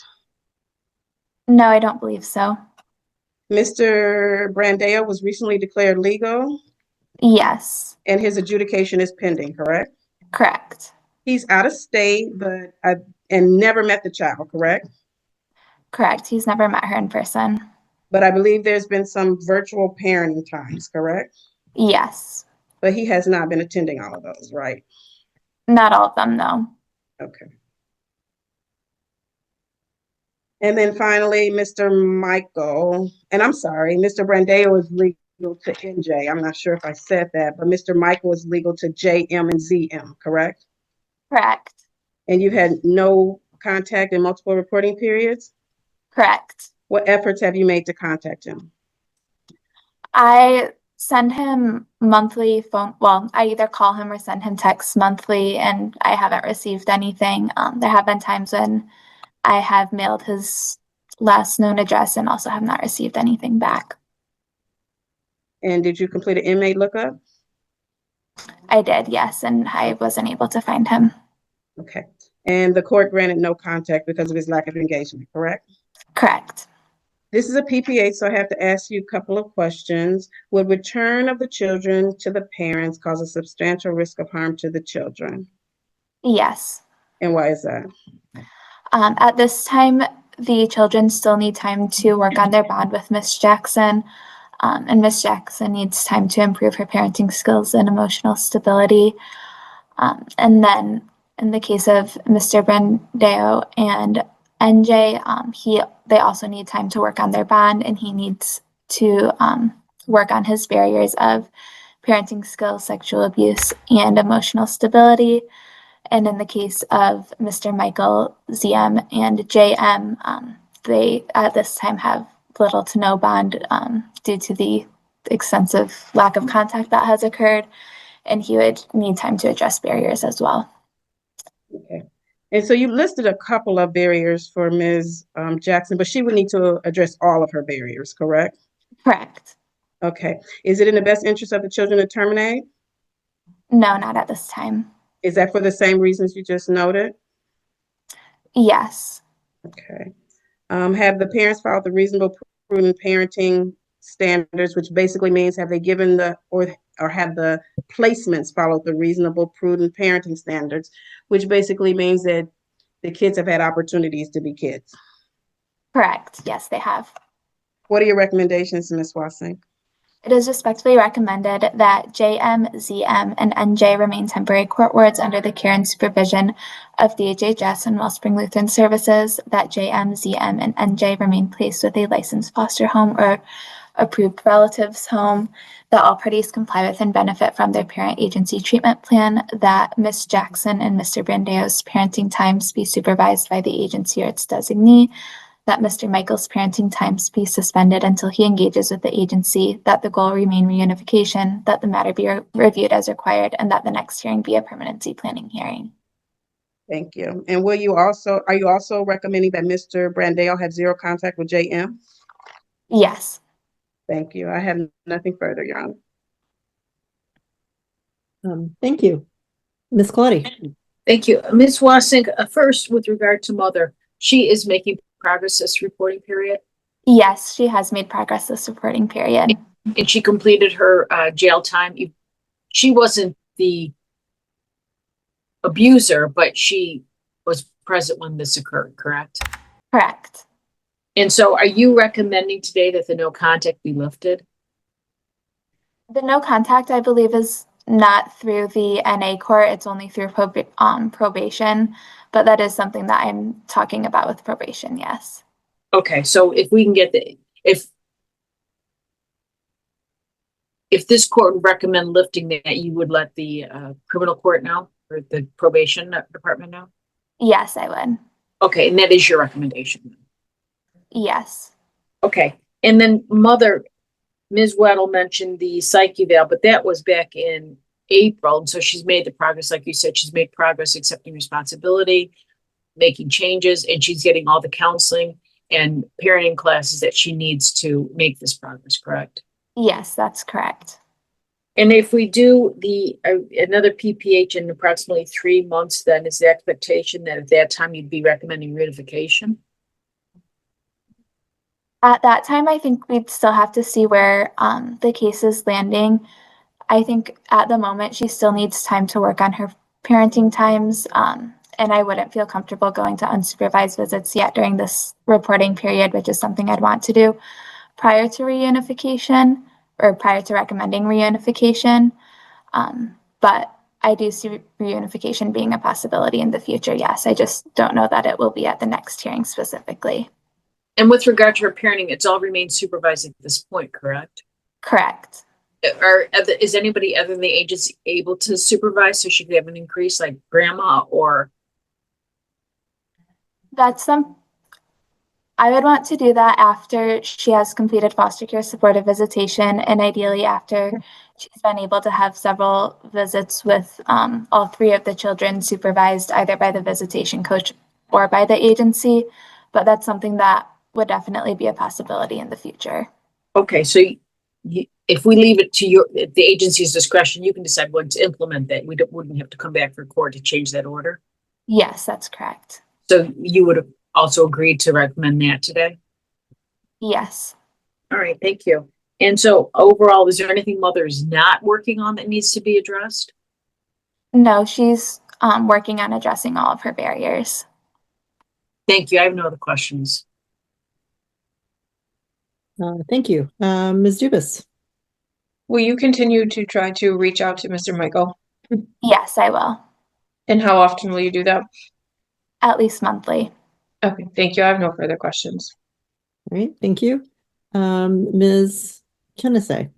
Thank you, Honor. Ms. Wassink, in regards to my client, Mr. Brandeo, I think your report also indicates he's doing the services right now voluntarily, is not a respondent, not ordered to, correct? That is correct, yes. And he is participating in therapy. I know he was prior to the case, and he did complete one parenting class through MSU as well. Okay. And he has or hasn't signed the ROI that you've asked him to? He did sign the release of information, yes. Okay. So have you had a chance to speak to the therapist? I have been able to email back and forth with her a little bit. She did just this morning send me just a document stating that he's been participating in therapy with her since November of, I believe it was 2024. But we haven't had a chance to call yet to discuss his specific treatment goals, and especially as it pertains to the case. Okay. And in regards to the allegations that haven't been adjudicated on him yet regarding the sexual abuse, he continues to deny that to you, correct? He does deny that, yes. Okay, and then I did want to ask, in your case service plan on April 21st, there was a notation that there was a, I don't know what we call it, if it came through as a call about, says Casey touched Jacob inappropriately. Is that one of the CPS cases you said was screened out? I believe, yes, I believe that one was screened out, as it's something that I believe was addressed prior to, or in a prior CPS investigation. Are you sure about that? Because that's another person the child would be disclosing abuse from. So do you know if that was found to be like not true, or if it was screened out to your agency to investigate? I don't believe it was screened out to our agency to investigate. I believe it was screened out because it was similar to the previous complaints of sexual abuse. However, I can look back at the CPS report to confirm that. Okay.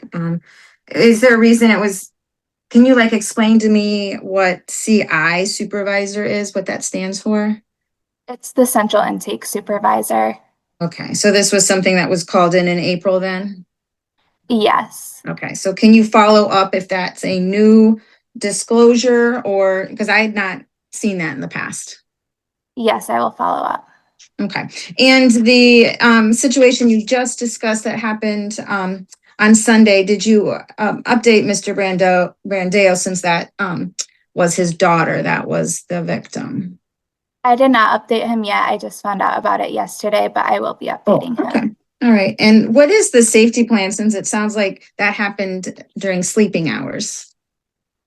The safety plan is for ZM and NJ to not be left alone unsupervised, and then we are also looking into getting door alarms so that if ZM were to open his door in the middle of the night, it will wake the caregivers.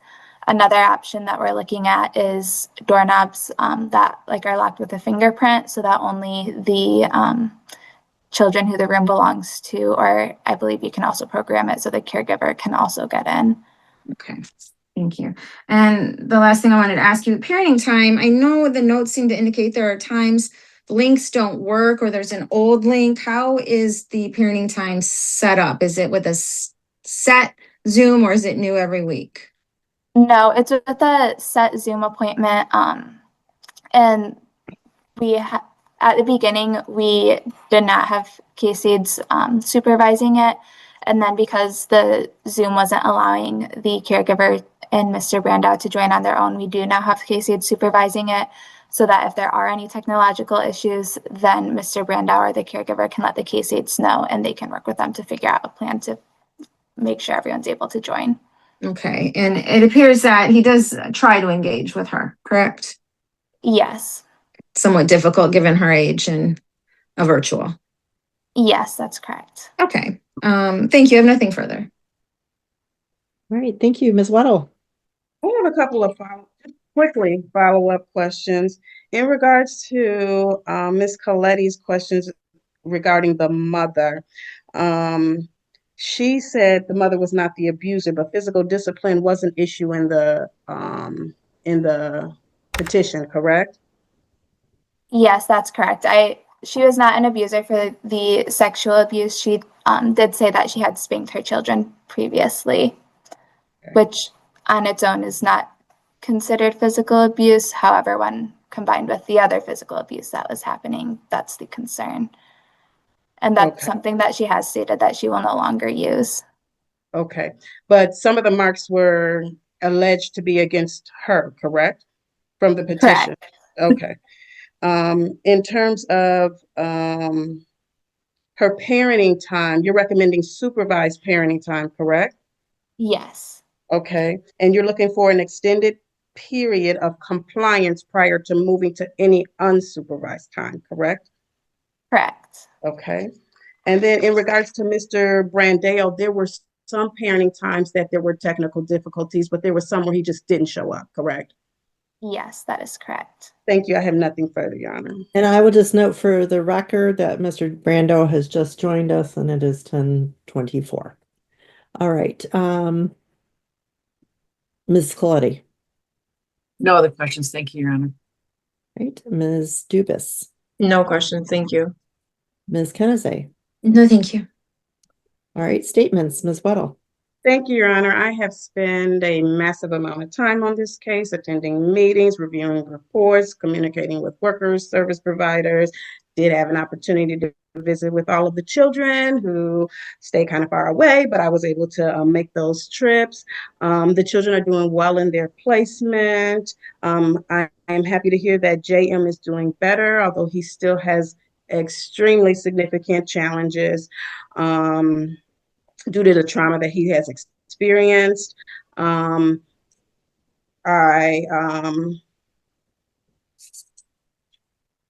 also am disappointed to hear that ZM is now experiencing increased trauma, and that they have that JM and NJ have behaviors afterwards. I do have concerns because in this particular case, Ms. Jackson has been issued a no contact order through her probation, so she can't see ZM for 3 years, which is a lengthy period of time. There are concerns because she's depending on others, and not only for housing and finances, but also during her parenting time. I understand that she was incarcerated, but it's important for her to show quick progress, and I just doesn't feel like she's making progress quick enough. She failed to successfully complete the trauma-informed parenting. There's a concern regarding her lack of accountability for the physical discipline and a failure to protect. I believe that the recommendations are appropriate, but I would respectfully request that the next court hearing is the PPH, because the kids are continuing to struggle and they do need permanence. Thank you. Ms. Coletti. Thank you, Your Honor. I respectfully disagree with Ms. Weddle. I think Mother is making progress. She's had a delay starting because of her incarceration, but I think that she's on the right track. These children should be reunited with her. And I would ask that we recommend lifting the no contact so that can be lifted through the probation department, and just let her continue working the treatment plan. Thank you. All right, thank you. Ms. Dubus. Yes, Your Honor, based on lack of engagement with my client and lack of communication from him, I take no position. All right, Ms. Kennedy. Thank you, Your Honor. On behalf of Mr. Brandeo, as a non-respondent, he does appear to be voluntarily engaging in services, and I believe the recommendations there on behalf of him are appropriate.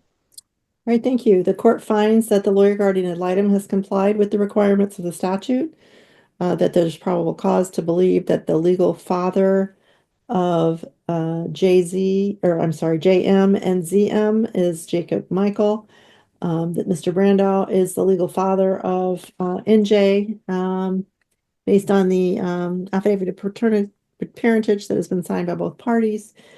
That returning the children to a parent today would cause a substantial risk of harm to the children's life, physical health, or mental well-being. That the children should not be returned to a parent.